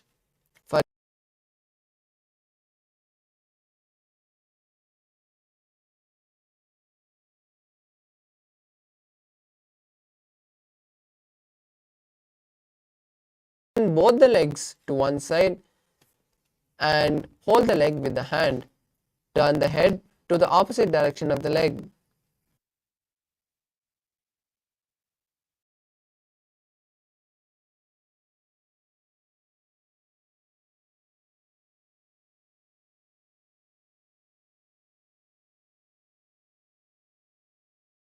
Next asana is Dvipadapitam. Now lie on your back and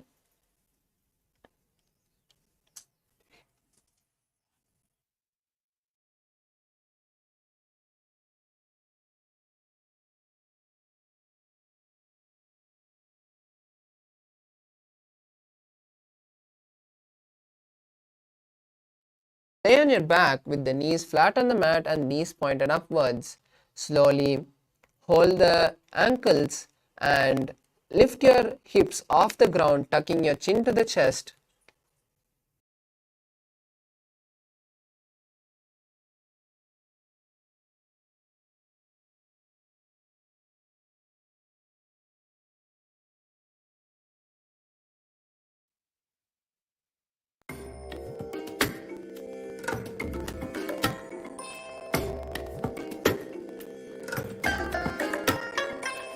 I bless you all.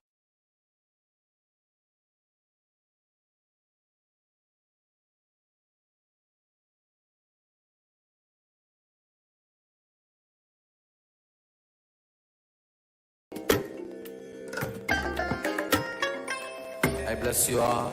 Let you all open all your three eyes and manifest the powers of Mahasada.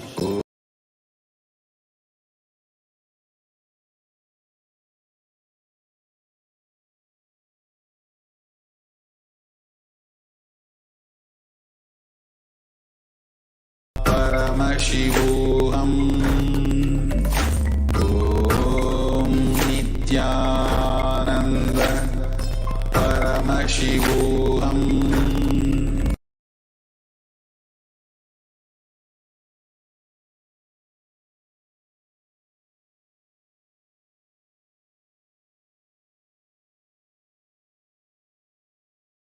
प्रतिक्रियायुतं द्वन्द्वपीठ सर्वबलप्रदं गर्भिणीनां दुर्बलानामिति Gargi जगादनु. The next asana is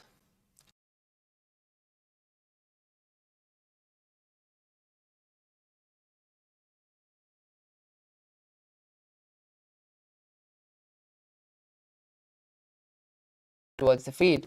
Lift the entire body off the ground and visualize yourself as a sturdy stone furniture.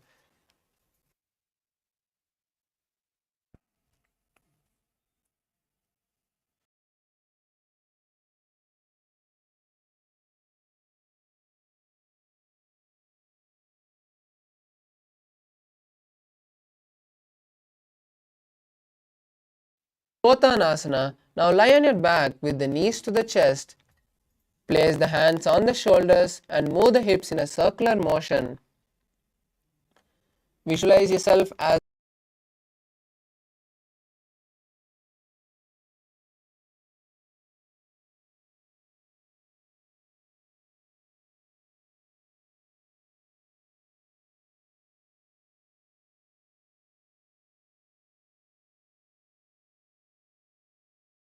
Next asana is Viparita Karani. Now lie on your back and raise the hips and legs towards the sky.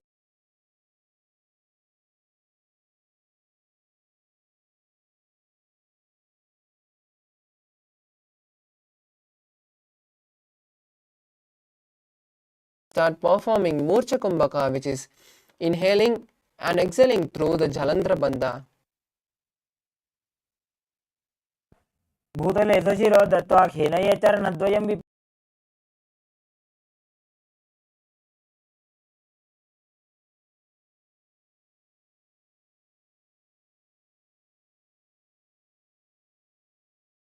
Space. करणी विपरीताख्या सर्वाधिव्याधिनाशिनी नित्यम् अभ्यासयुक्तस्य जाठराग्निविवर्धनी. Next asana is Langalasana.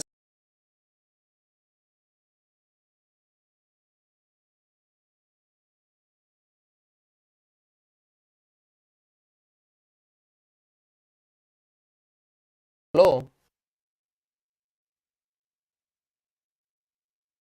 कंठेन भूमिं विष्टम्भः पादाग्रद्वयमूर्धमुन्नयेत्. Next,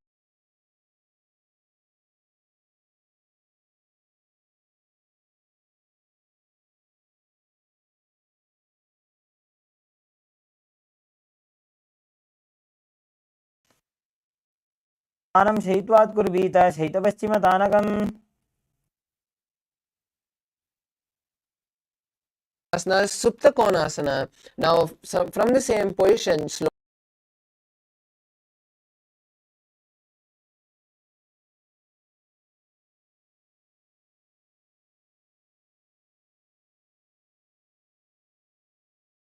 वृत्तिकुक्षि भागे धृता हि परिकीर्तितः बद्धकोणं सुप्तकोणम् ऊर्ध्वकोणमथापि च. the next asana is Chakrasana. Now, bring the legs over top the head with the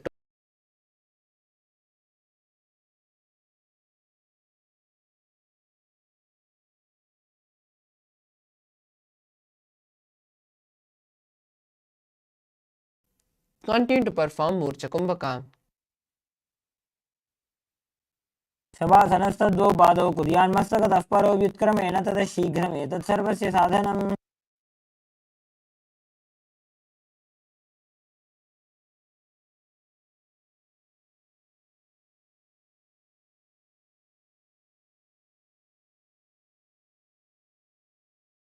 Open the legs wide as you visualize Swamiji in your inner space. तानपादं क्रौञ्चं च मरीचिं वीरभद्रकम्.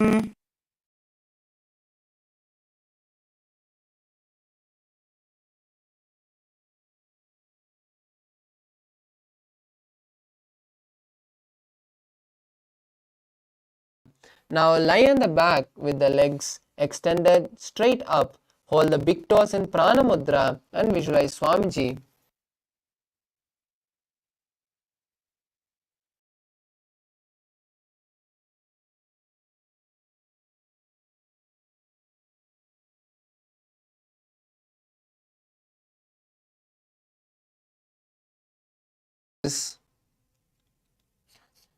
The next asana is Matsyasana. Now from Suptapadangushtasana, move the legs into Padmasana, lay on the back and hold the opposite elbows over.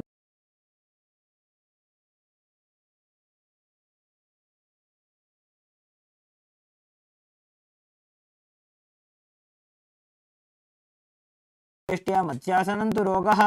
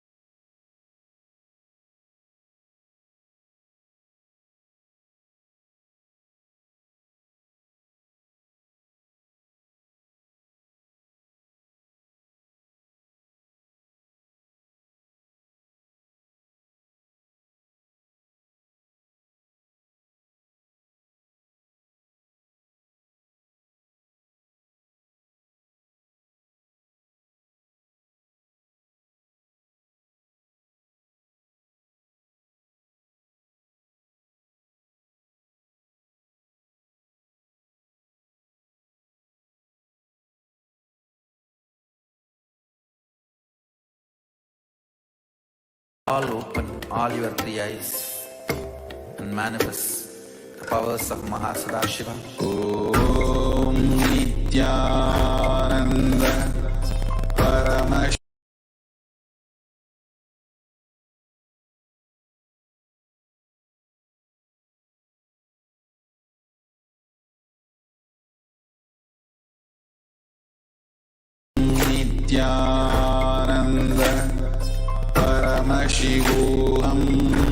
The next asana is Parashuramasana. Om Nithyananda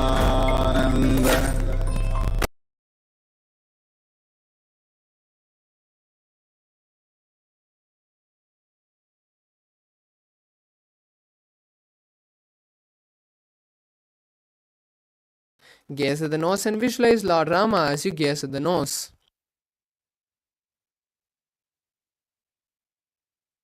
प्रथमकरे Padma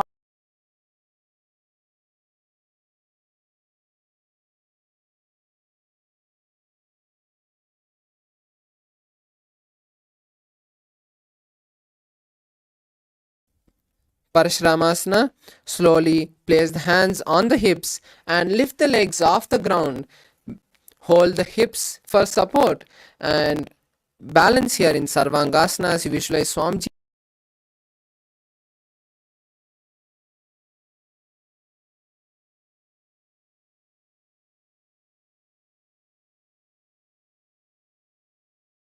Asanas, Vrishchikasana.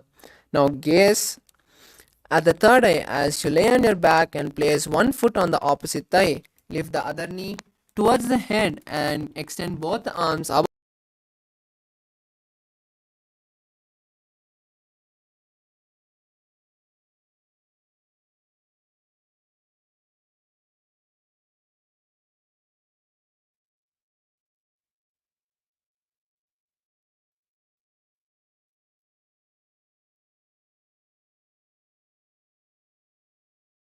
Asanas, Vrishchikasana on the opposite.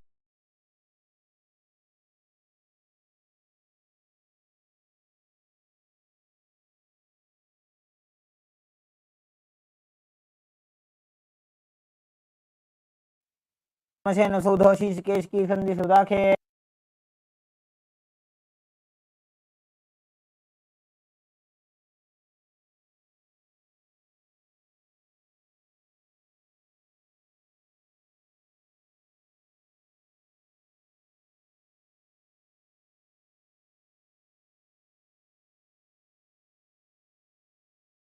The Kshepasana.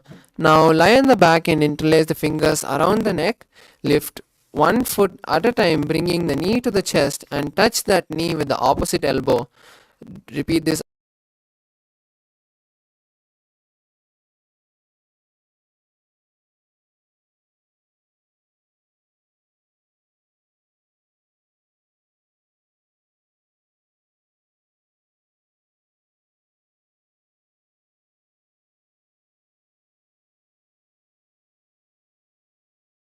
Asanas, Marotananasana.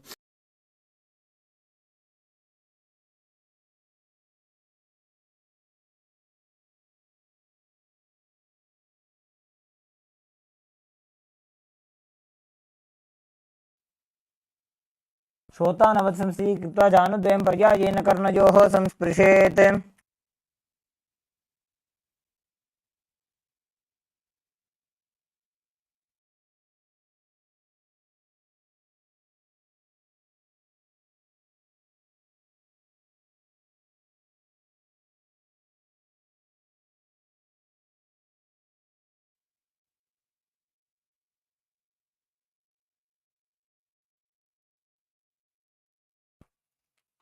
अथ उत्थानशयनं कृत्वा पादतलाभ्यां भूमिं धृत्वा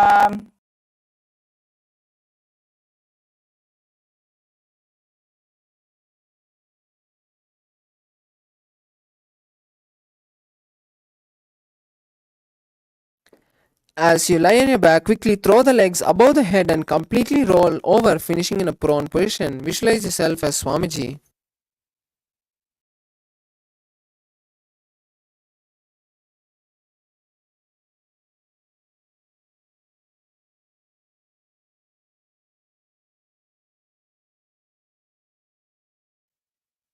As you lay on your belly with the toes extended back, place your hands on the ground by the shoulders, contract your lips and make the sound of a flute, whistling while inhaling. Now visualize yourself as a chariot carrying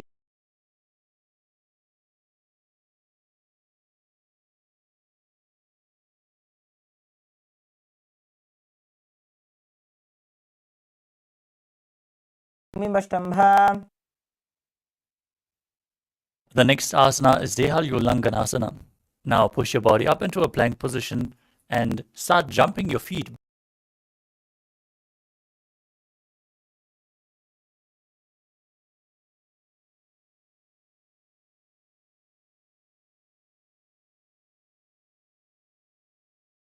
बद्ध्वा तन्मध्यचरणद्वयम् उड्डानैव बहिरानीय.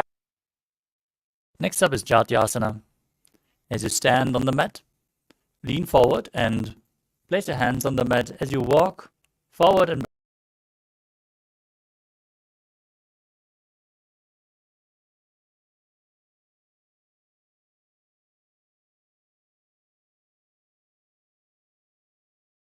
on to Lolitika Karna.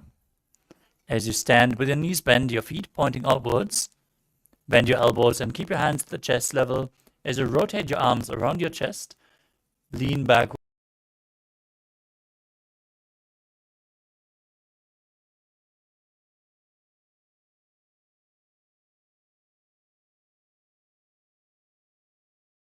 Asana, Satapasana.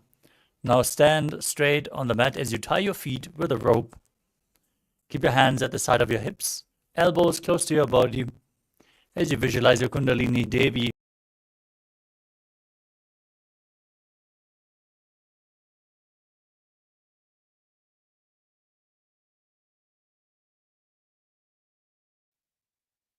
the next asana is Ushtra Sadhanasana. Now lean forward and hold your feet from the front. Step onto your fingers with your toes. As you visualize yourself as a camel,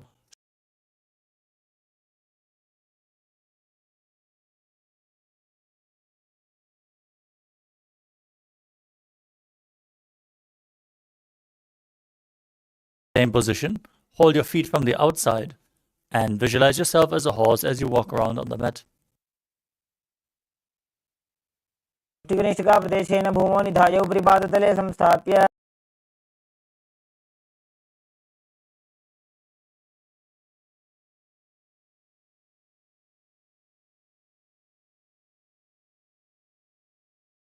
Yourself as a soaring bird diving in Kapota Nitakasana.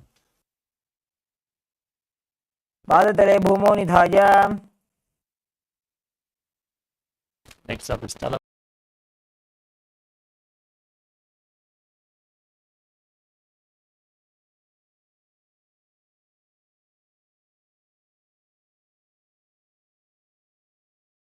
As you visualize holding a bouquet of flowers and offering it to Paramashiva.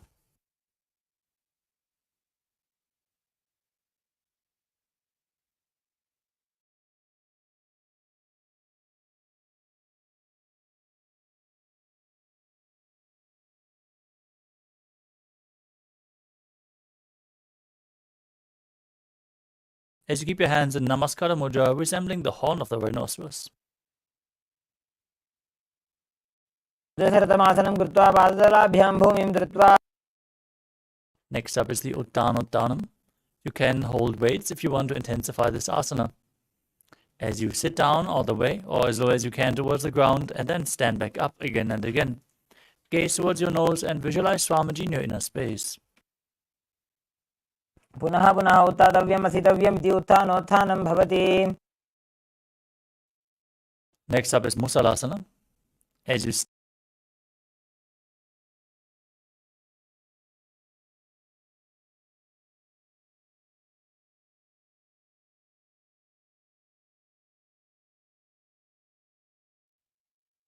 move on to Uchiyashakasana.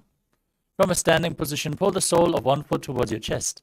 Then sit down and stand back up with the other leg. Alter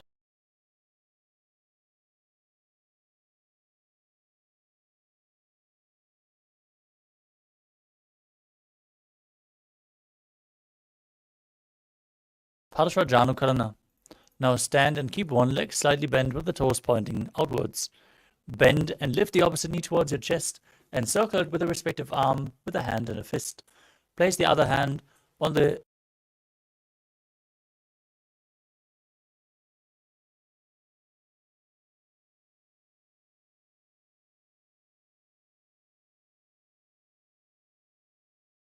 to intensify this asana. As you visualize yourself fiercely dancing as Lord Shiva, extend your arms and one leg forward and sit down and stand back up with the other leg.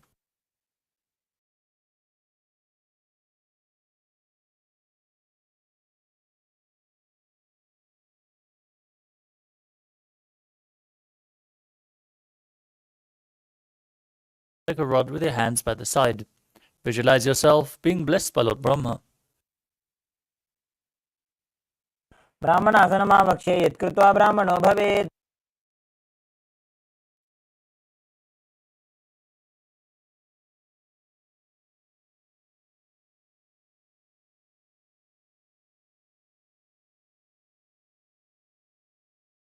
Bring the palms together in Namaskara Mudra as you visualize yourself as Lord Garuda.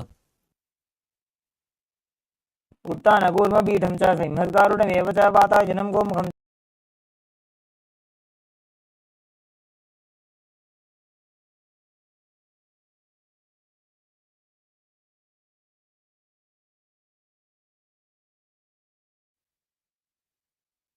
दक्षाङ्घ्रिं वामपादस्य जङ्घोपरि निधाय च.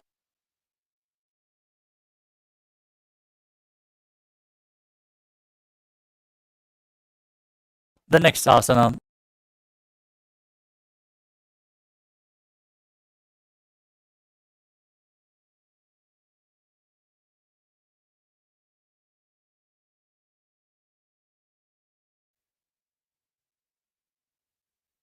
हस्तेन दण्डरूपस्य एकस्य पादस्य अग्रं धृत्वा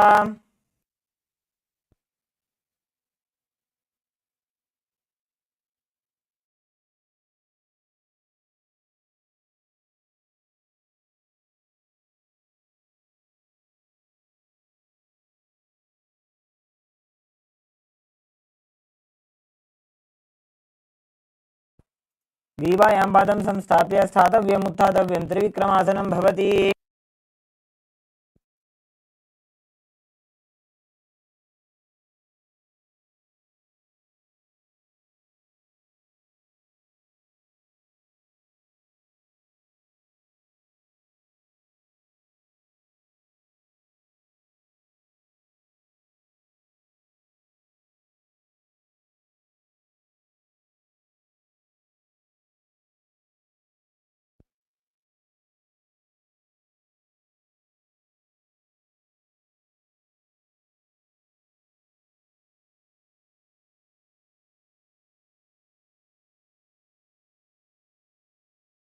येन पादेन स्थातव्यं ताण्डवासनं भवति.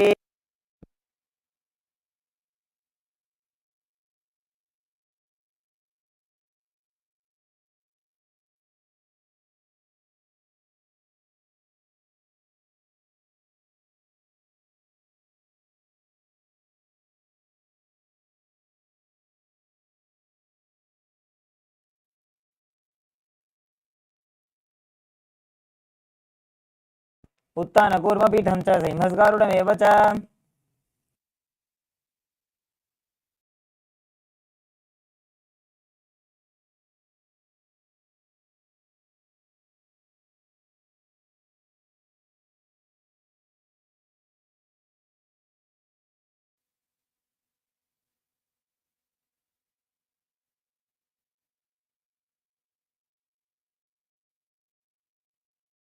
एकेन हस्तेन दण्डरूपस्य एकस्य पादस्य अग्रं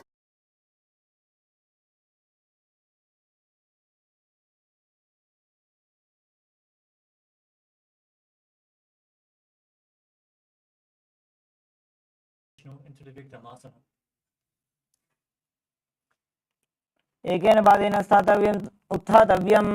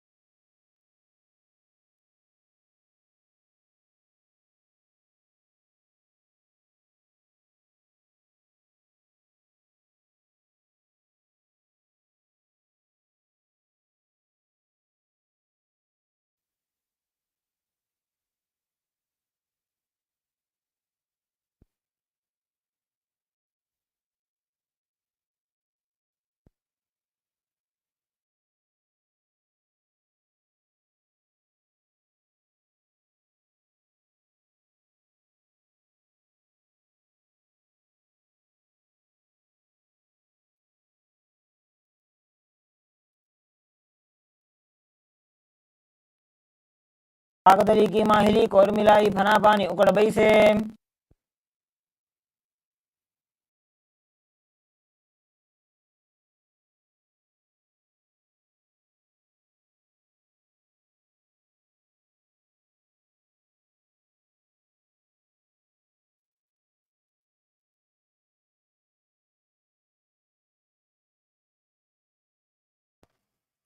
वार्षिद्वय मिल्या सितम नितम बमजान प्रदेश आनीज्य।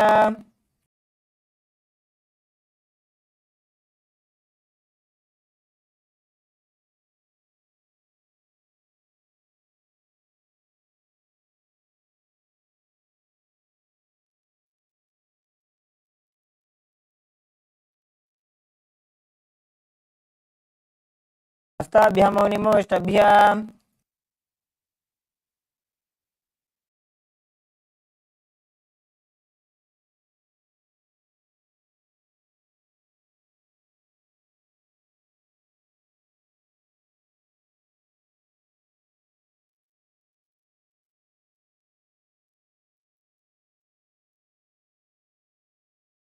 आसन को गुण कपाल आछो होई।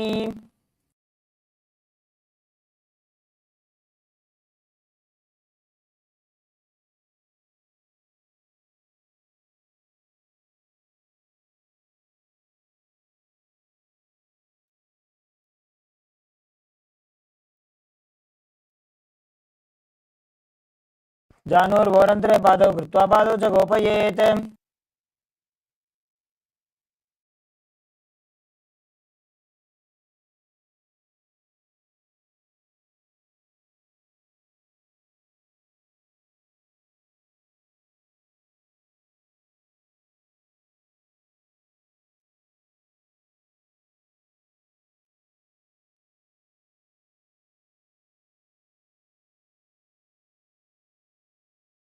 सप्तचक्र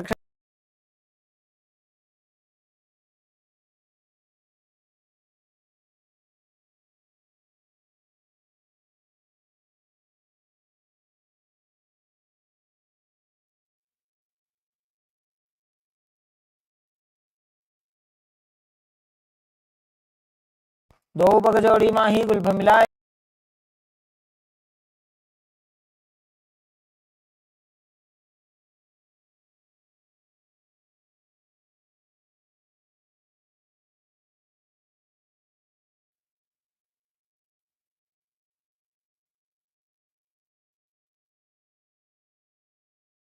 निजम शयनम कुरपर पार्श्वभाग आयामूर्धकृत्य।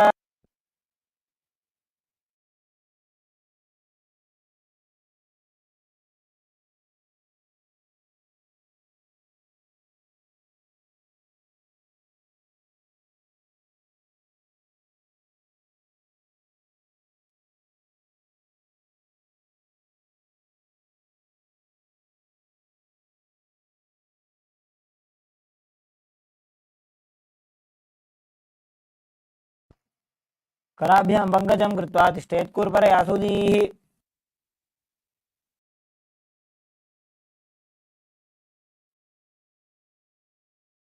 अर्ध्यासनो स्थित्वा हस्ततलाभ्यां भूमिं धृत्वा।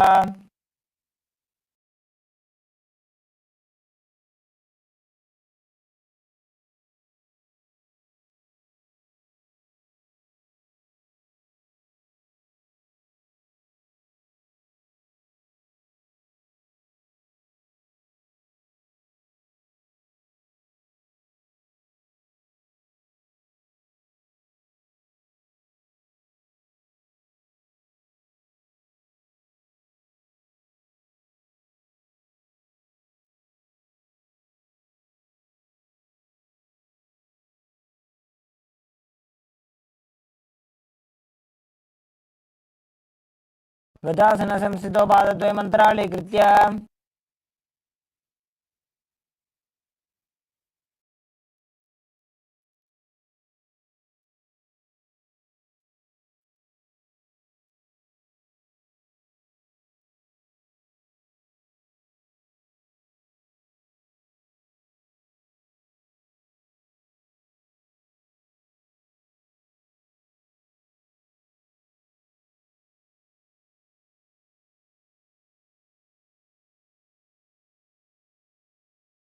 अंगुलीर्बद्ध्वा हस्तयोर्मध्यात् सर्वाङ्गं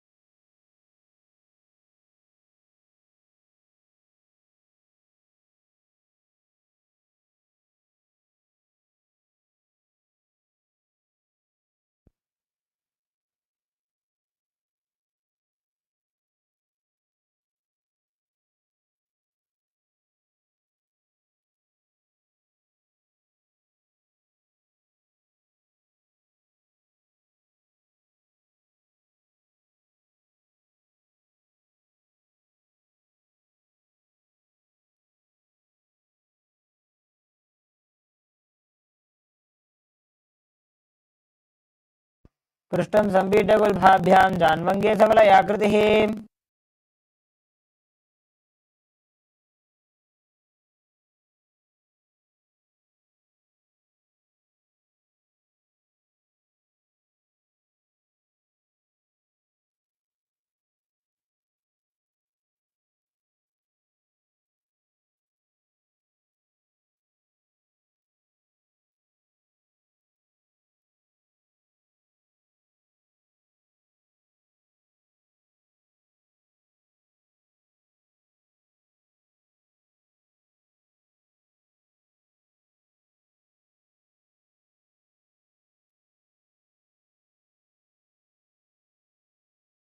दो फणा पानी होए वैसे एडी में लरकदा निवैसे समशरीरनी का ठहरावे नासा अग्रदृष्टि को ल्यावे।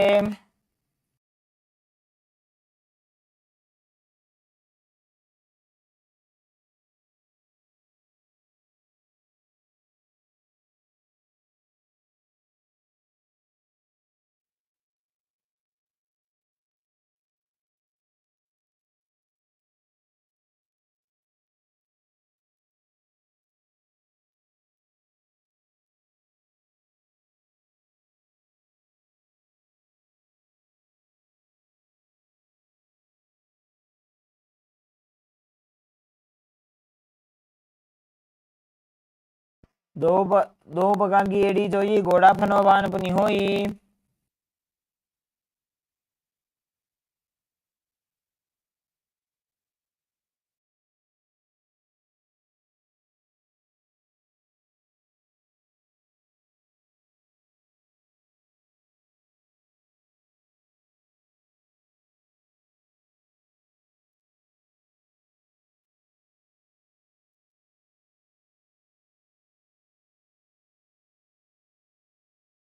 दो पगदली संपटाने तिनकी पृष्ठभूमि परिटान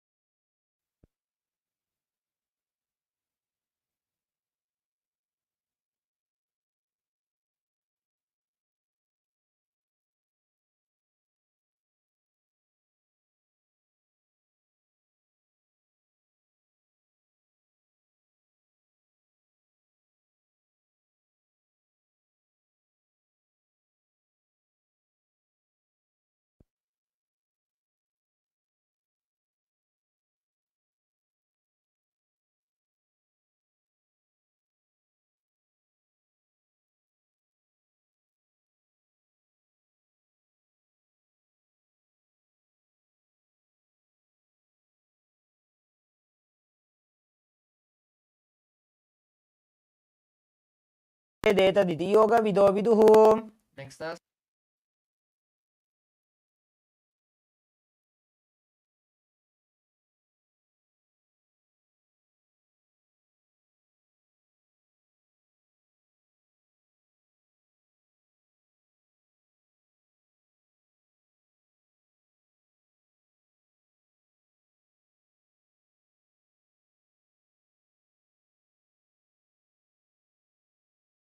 घोड़ा वामो बोहोई घोड़ा आडारा खेदोई.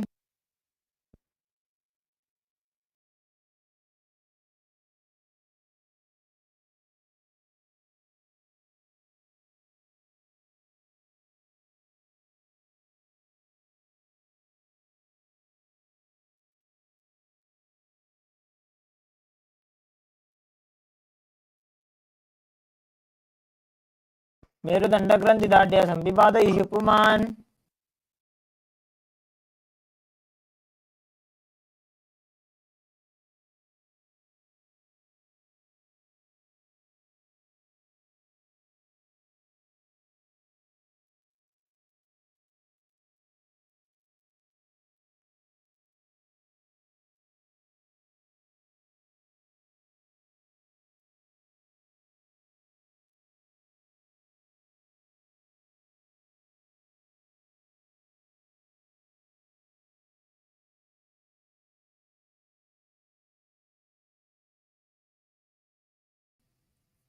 The next asana is Jatyasana, Viratasana.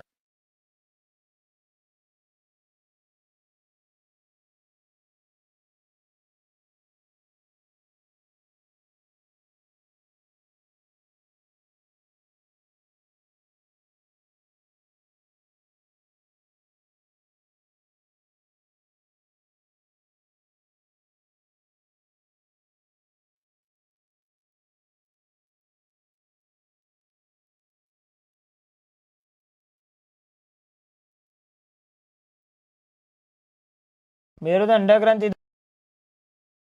दाढ़्य संपिपादयिषु पुमान्. The next asana is Varasana. Now come to a kneeling position with the toes tucked. Hold the arms, opposite arms, elbow, and visualize being blessed by Paramashiva with a boon. Gaze at in Shambhavi Mudra and continue to perform the Ujjayi Kumbhaka.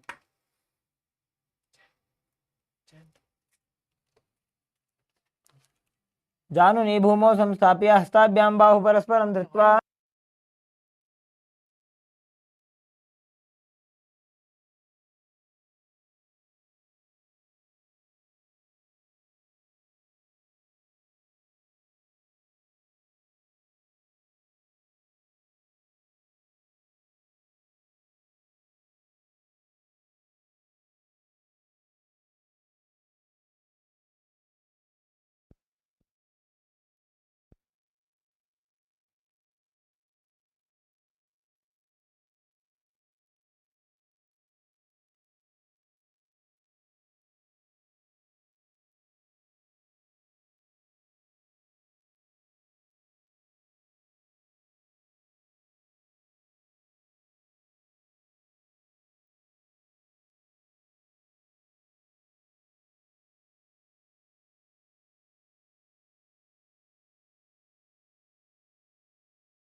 चंद्रं भेदनानि आसनानि कथ्यते.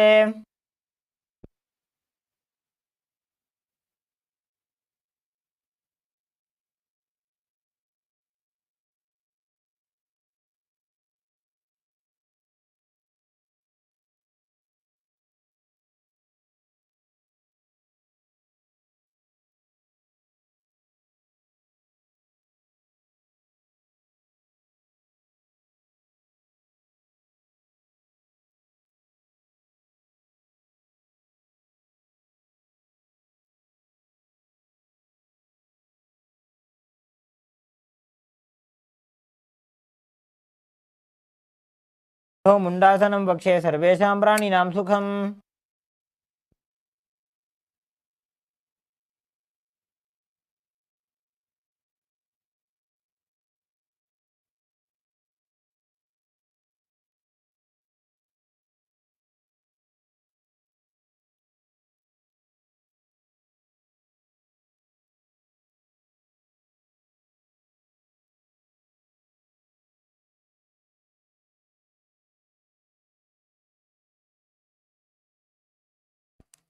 प्रथम पगदली समटारावे कोरमा हिली उभे मिलावे. The next asana.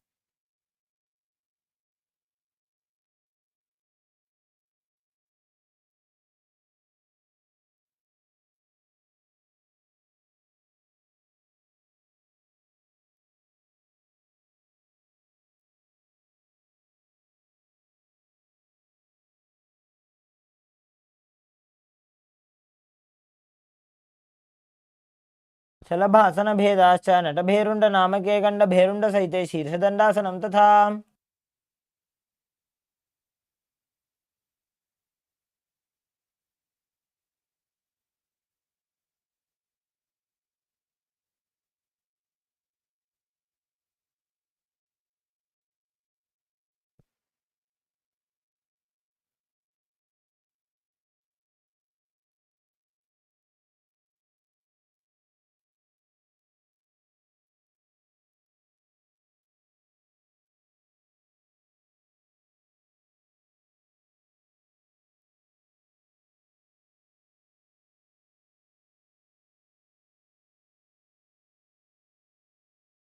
कपालं भूमो निधाय ऊर्ध्वं पादो नजेत्.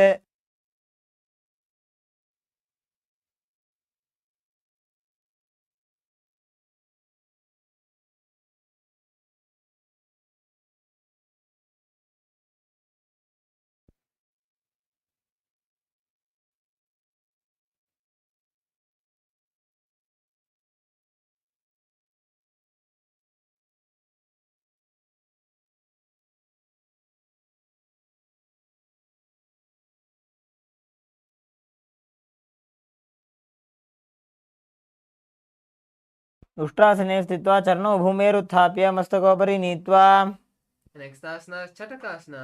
Now sit on your heels with the toes.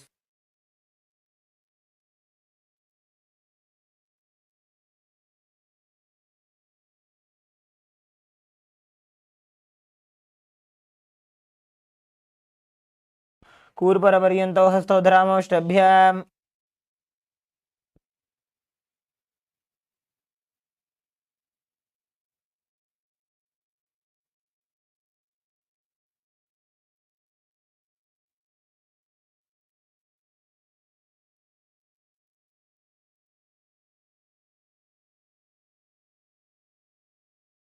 छेव पुच्छ प्रतिमाङ्घ्रिपार्श्वे धृत्वा सशीर्षे चिबुकं विधार्य.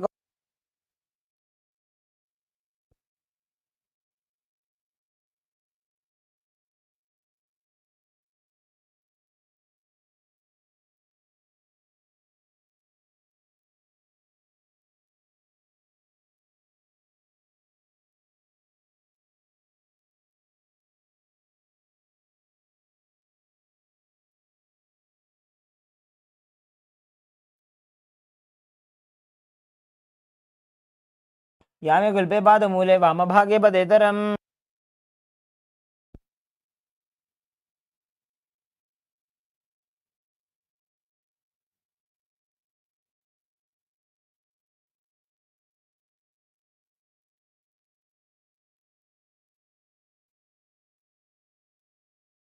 लोलासनं सदा कुर्यात् वायुलोलापघातनात्.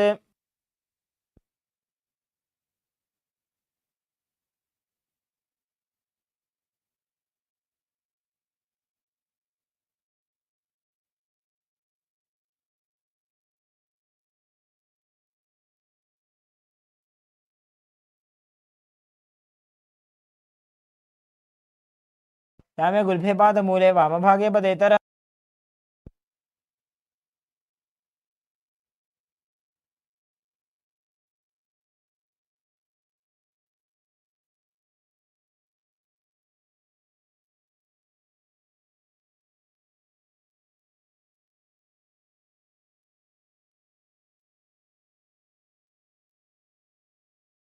आसन को गुण जल विकार जाई.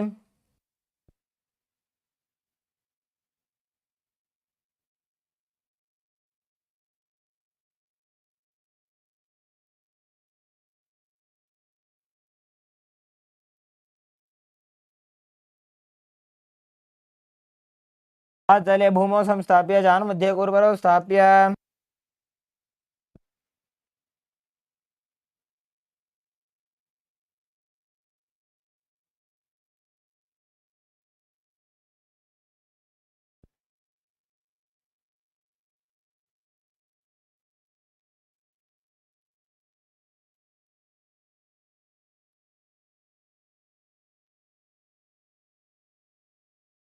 को गुण जल विकार जाई।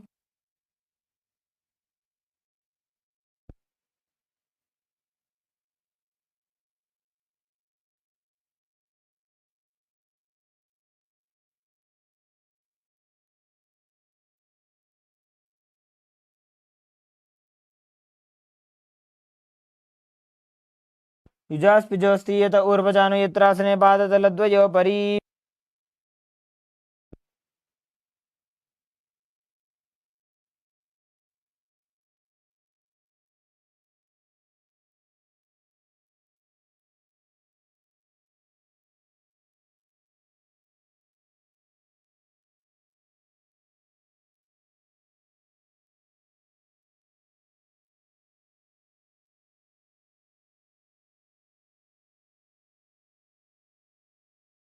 प्रथम पना पानी होय जैसे दो वेड़ी गुदानी वैसे।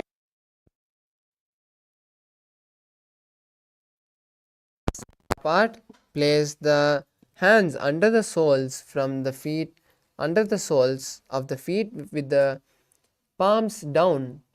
Keep the arms straight and visualize your ability to live from air alone as you continue to perform Antaranga Kumbhaka.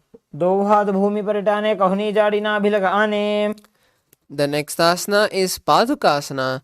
Now stand up and slowly bring the hip to the knee level. Place the hands underneath the soles and wrap the legs with the palms. Visualize yourself wearing padukas and walk front and back in your mat. हस्ततलयोः पादतले कृत्वा तिष्ठेत् गच्छेत् पादुकासनं भवति। Asana is Kukkutodhana. Now place your palms on the mat and rest both the feet upwards. Raise both the feet upwards into the air and let them fall back down. Repeat this again and again as you visualize yourself as a rooster. हस्ततले भूमौ कृत्वा पादतले चोर्ध्वमुड्डानं कृत्वा। The next asana is Viparita Nrittasana. This is an inverted asana, so you can take the support of a partner. Now place your hands on the mat and kick your legs upward into a handstand. Balance there as you start moving your two legs like dancing. Visualize yourself free from all patterns.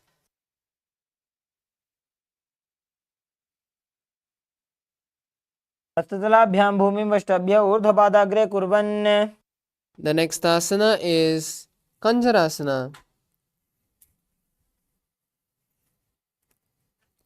Now separate the feet and place one palm down on the mat with the other arm straight. Bring the opposite hand and be stable. Visualize Swamiji and continue to perform Saja Kumbhaka.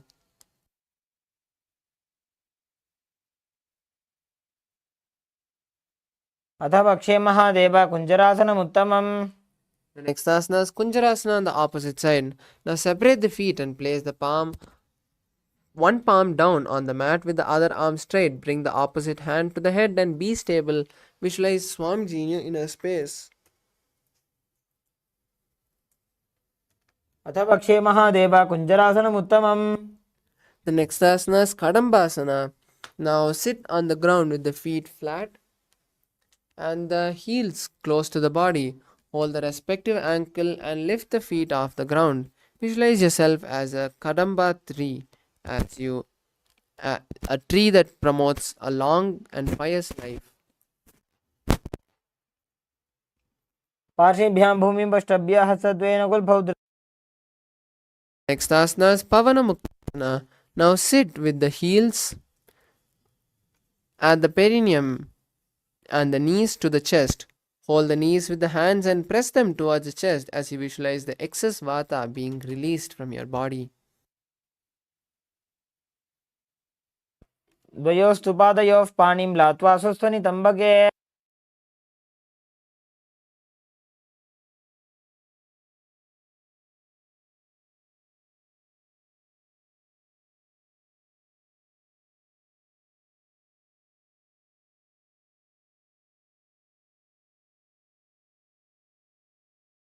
पर्वतानं चतुष्पादपीठं वज्रासनं तथा।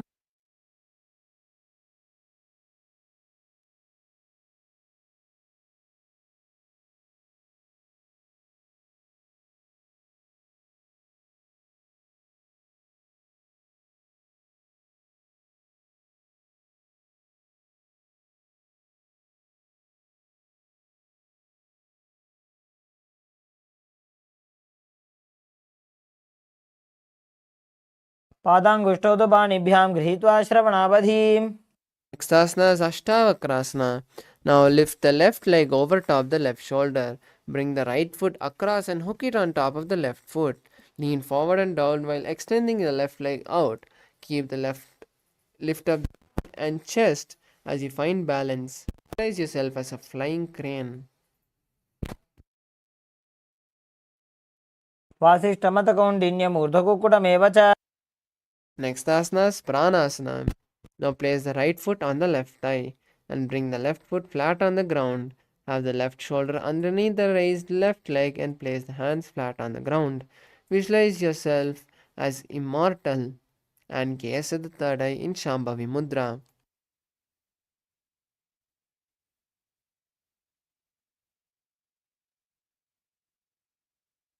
प्रभेदं वक्ष्यामि करोति यः स चामरः।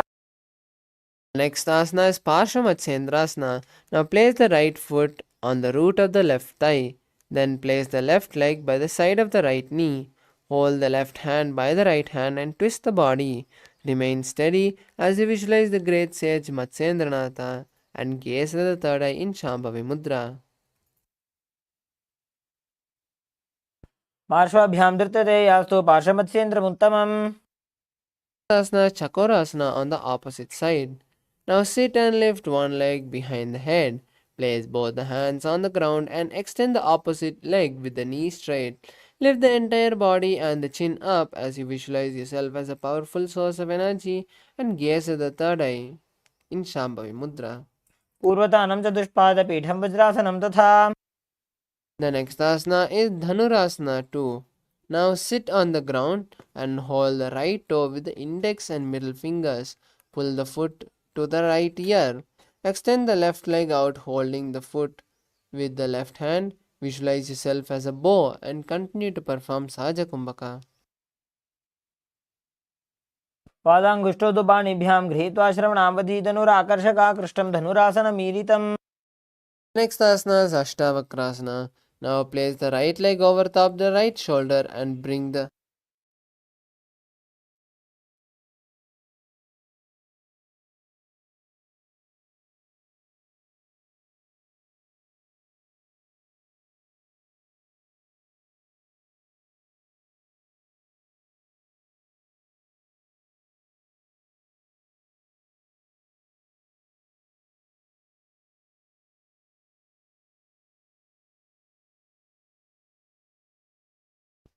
Now place the left leg over top the right shoulder.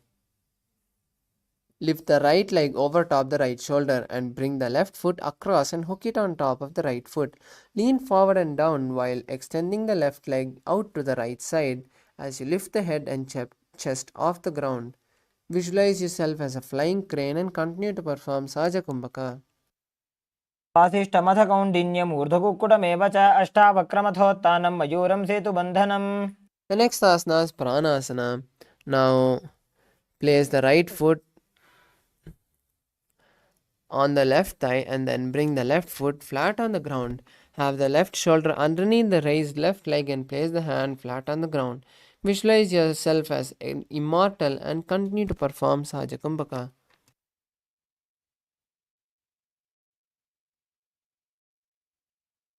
एतत् प्रभेदं वक्ष्यामि करोति यः स चामरः।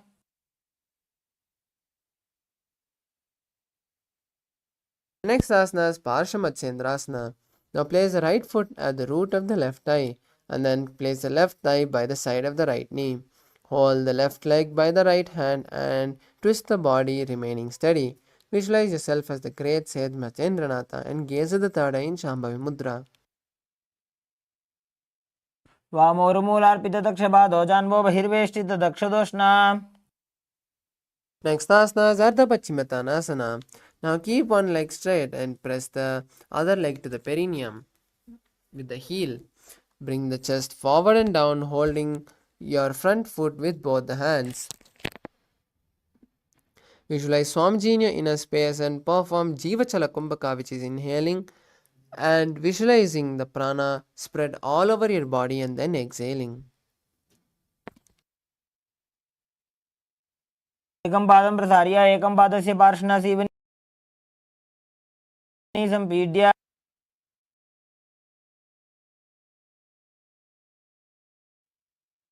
Next asana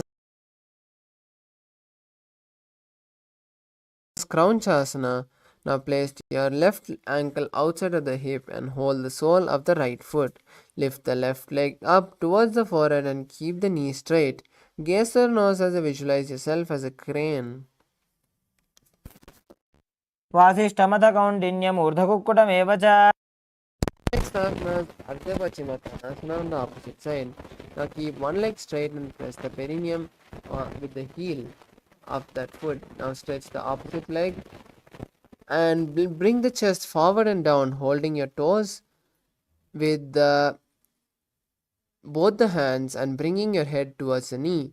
Visualize Swamiji and perform Jiva Chalakumbhaka. एकं पादं प्रसार्य एकं पादस्य पार्श्वनासीवनी सम्पीड्य. Next asana is Asana. Now place your right ankle outside of the hip and hold the sole of the left foot with the left leg up. Bring the knee towards the forehead as you keep the knee straight and gaze to the tip of the nose. Visualize yourself as a crane. उत्तानपादं क्रौञ्चं च मरीचिं वीरभद्रकं नटराजं त्रिकोणं च सुप्ताङ्गुष्ठप्रसारणे. The next asana is Swastikasana. Now sit with the soles between the thighs and calves. Place the spine straight and keep the palms on the respective knees. Embody the space of peace. अनुर्भोरन्तरे सम्यक् कृत्वा पादतले उभे. Next asana is Ghorakshasana. Now keep the feet in the same position and cover the heel with the respective hands. Maintain the same posture of your legs and visualize Swamiji as we perform the Shanmukhi Mudra, which is locking the mouth with the little and ring fingers, locking the nose with the middle finger, locking the Padmasana. Place the hands by your side with the palms facing up. Visualize Swamiji and gaze to the nose. Start performing Kakachan.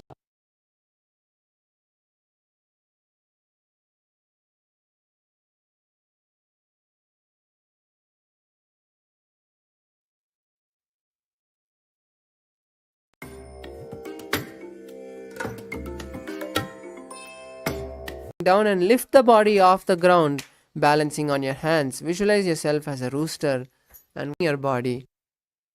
Swamiji and gaze to the nose in Shambhavi Mudra as you continue to perform Kaka Chanchukumbhaka. Continue to perform Kaka Chanchukumbhaka.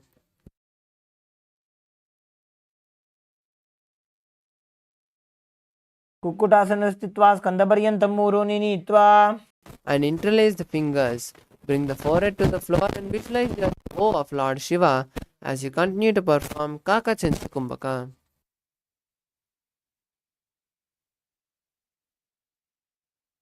Padmasana, insert both the hands to the thighs and calves. Bend the elbows and hold the respective shoulder as you visualize yourself as the tortoise. Continue to perform Kaka Chanchukumbhaka.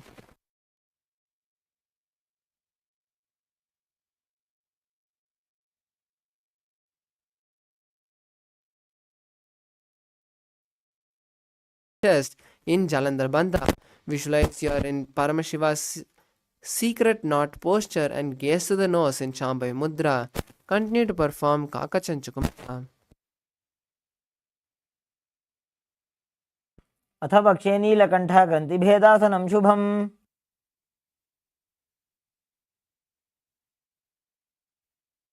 Next asana is Uttana Kurmasana. Now from this posture, slowly lie on your back. Roll on your back. Continue to hold the respective shoulder and visualize yourself as a tortoise. Perform the Kaka Chanchukumbhaka and gaze to the nose in Shambhavi Mudra. कुक्कुटासनबन्धस्थं कराभ्यां धृतगन्धरम्. Asana is Pangu Kukkutasana. Now come hold back up. Keep your legs in Padmasana. Place both the hands through the gaps of your thighs and calves and hold your hand with one hand, lifting your body off the ground on just one hand. Visualize yourself as a rooster.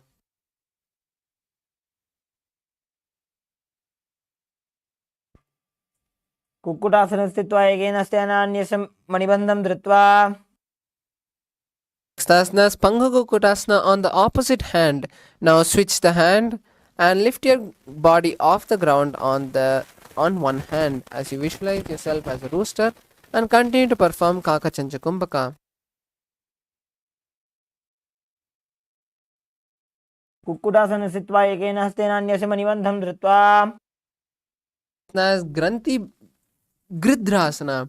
Now in from Padmasana, place your elbows on the soles of the feet. Interlace the fingers and rest your chin on the interlaced fingers. Visualize yourself gone beyond all greed and continue to perform Kakachancha Kumbhaka.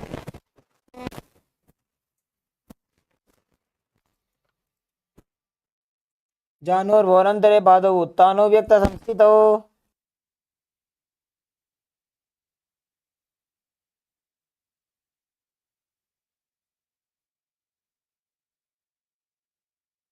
Asanas Padmasana 3.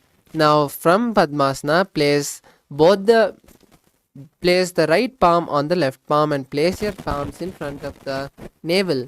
Visualize Swamiji and gaze to the nose in Shambhavi Mudra as you perform Mahamudra Bandha and Kakachancha Kumbhaka. उत्तानौ चरणौ विधाय विधिवत् शक्तिस्थितौ योगिरात् Asanas Padmasana 4. Now from Padmasana, place the hands on top of the respective knees. Keep the head, neck and spine in a straight line and gaze to the nose in Shambhavi Mudra. Visualize Paramashiva and continue to perform Kakachancha Kumbhaka. तत् पद्मासनं कुर्यात् प्राणवायुप्रसिद्धये Next asana is Karmukasana 2. Now from Padmasana, hook the right hand, index and middle finger around the right toe. Lift the elbow and pull the toe like a bowstring. Place the left hand on the respective knee and do this on the other leg. Visualize yourself as a bow and perform Kakachancha Kumbhaka. अथान्यासनमावक्ष्य योगपूरकरक्षणात् Asanas Karmukasana 3. Now from Padmasana, push your legs more inside your thighs and wrap your hands around the back, holding onto the respective leg from the back. Visualize yourself as the bow of Paramashiva and perform Mahamudra Bandha as you gaze to the nose and continue to perform Kakachancha Kumbhaka. कार्मुकासनमाक्षित्य उदरे पूरयेत् सुखम् The next asana is Dridasana. Now maintain the same position as Karmakasana 3 and just release the Mahamudra Bandha. Gaze to the third eye and continue to perform Kakachancha Kumbhaka. ऊरुभ्यामुपरि स्थाप्य पादयुग्मं प्रयत्नतः Next asana is Nagrasana. Now from Karmakasana 3, try to lie down, continuing to hold on to your feet. If you can't hold on, release the feet and just cross your hands behind the back. Visualize yourself as a snake and gaze to the nose in Nagrasana.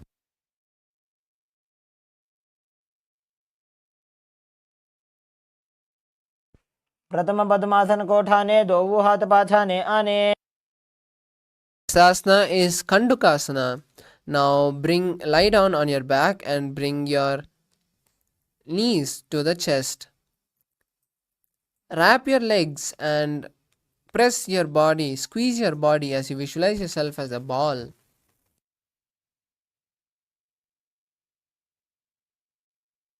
चित्रासने स्थित्वा हस्तपादान् निष्कुष्य ऊर्ध्वं नजेत्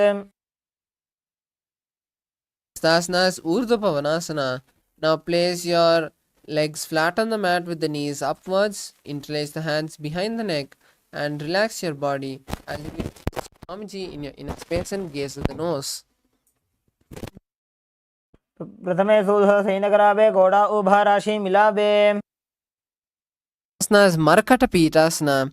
Now place your palms underneath the respective heel and lift your hips off the ground. Visualize yourself as a powerful alpha ape.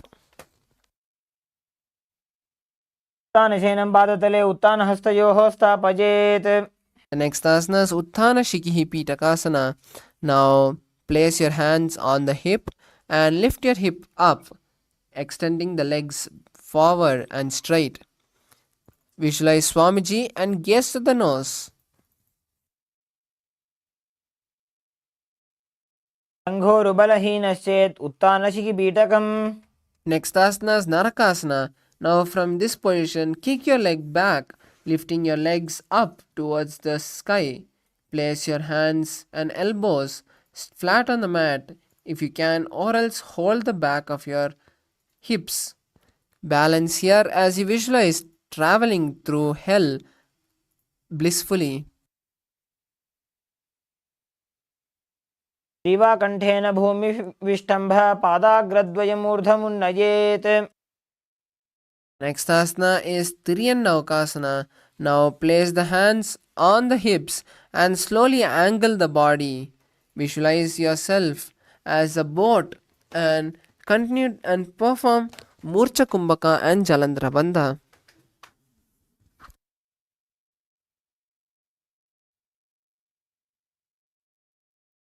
नौकावत् स्थित्वा ऊर्ध्वं पादाग्रद्वयं नयेत्. Next asana is Dvajasana. Now keep the upper back on the mat and place the legs up vertically. Keep the elbows on the mat if you can, or else hold the back of your hips. Visualize yourself as the KAILASA flag and continue to perform Murcha Kumbhaka and Jalandhara Bandha. तिर्यन्नौकावत् ग्रीवापृष्ठकोर्परैः भूमिं वष्टभ्य. Relax your body now. Now the last asana is Mritasana. Now lie completely relaxed and your hands by your side with the palms facing upwards. Visualize Swamiji liberating you and blessing you as you perform the Shakti Chalana Mudra, seeing the Kundalini travel from the root center to the crown center. Completely unclutched from all the movements and all the senses, visualize Swamiji intensely inside you.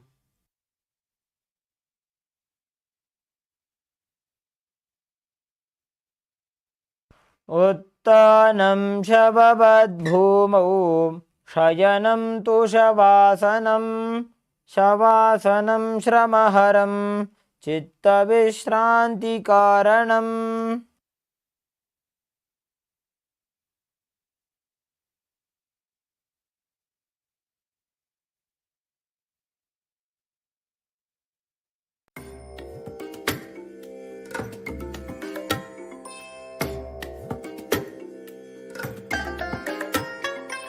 I bless you all. Let you all open all your three eyes and manifest the powers of Mahasada Om Nithyananda.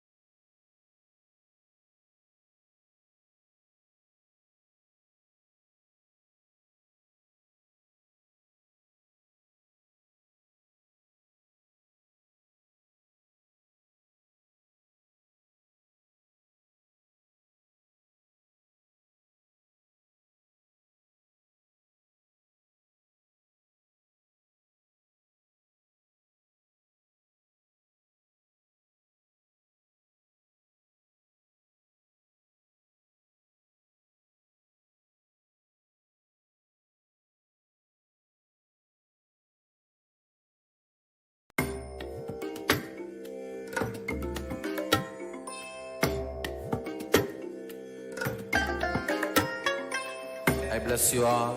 Let you all open all your three eyes and manifest the powers of Mahasada Om Nithyananda Paramashivoham. Om Nithyananda Paramashivoham. Om Nithyananda Paramashivoham. Om Nithyananda Paramashivoham. Om Nithyananda Paramashivoham. Om Nithyananda Paramashivoham. Om Nithyananda Paramashivoham. Om Nithyananda Paramashivoham. Om Nithyananda Paramashivoham. Om Nithyananda Paramashivoham. Om Nithyananda Paramashivoham. Om Nithyananda Paramashivoham. Om Nithyananda Paramashivoham. Om Nithyananda Paramashivoham. Om Nithyananda Paramashivoham. Om Nithyananda Paramashivoham. Om Nithyananda Paramashivoham. Om Nithyananda Paramashivoham. Om Nithyananda Paramashivoham. Now slowly come back to your body. Start shaking your legs and hands. Come back to your body as you slowly bring your knees and legs to your chest. Wrap them around with your hands. Rock from side to side. Slowly come to a seated position. We have completed successfully the 308 asana sequence, the Dvitiya Vinyasa Krama. Now that we have completed this sequence, the Kundalini in our body is highly awakened and the prana energy in us is also very high. Now we need to bolt this into our nervous system, and to do that, the most powerful thing is power manifestation. So now after this yoga session, immediately we'll be having the power manifestation session. So just quickly grab some water if you need, and your eye band and a paper and pen for this power manifestation session. After the yoga, do not go and start refreshing up and getting ready for the next sessions. After the power manifestation, you'll have a break where you can do that. So now let's finish with the Purna Mantra. So let's all sit straight with our head, neck and spine in a straight line. Bring your hands to the heart center. Close your eyes and visualize Swamiji as we chant the Purna Mantra. Om Purnamadav Purnamidam Purnat Purnamudachyate Purnasya Purnamadaya Purnamevavashishyate. Om Shanti Shanti Shanti. Harihi Om Tat Sat Sarvam Bhagavat Shri Nithyananda Paramashiva Padukarpanamastu. Om Nithyanandam. Thank you, Nithyanandam.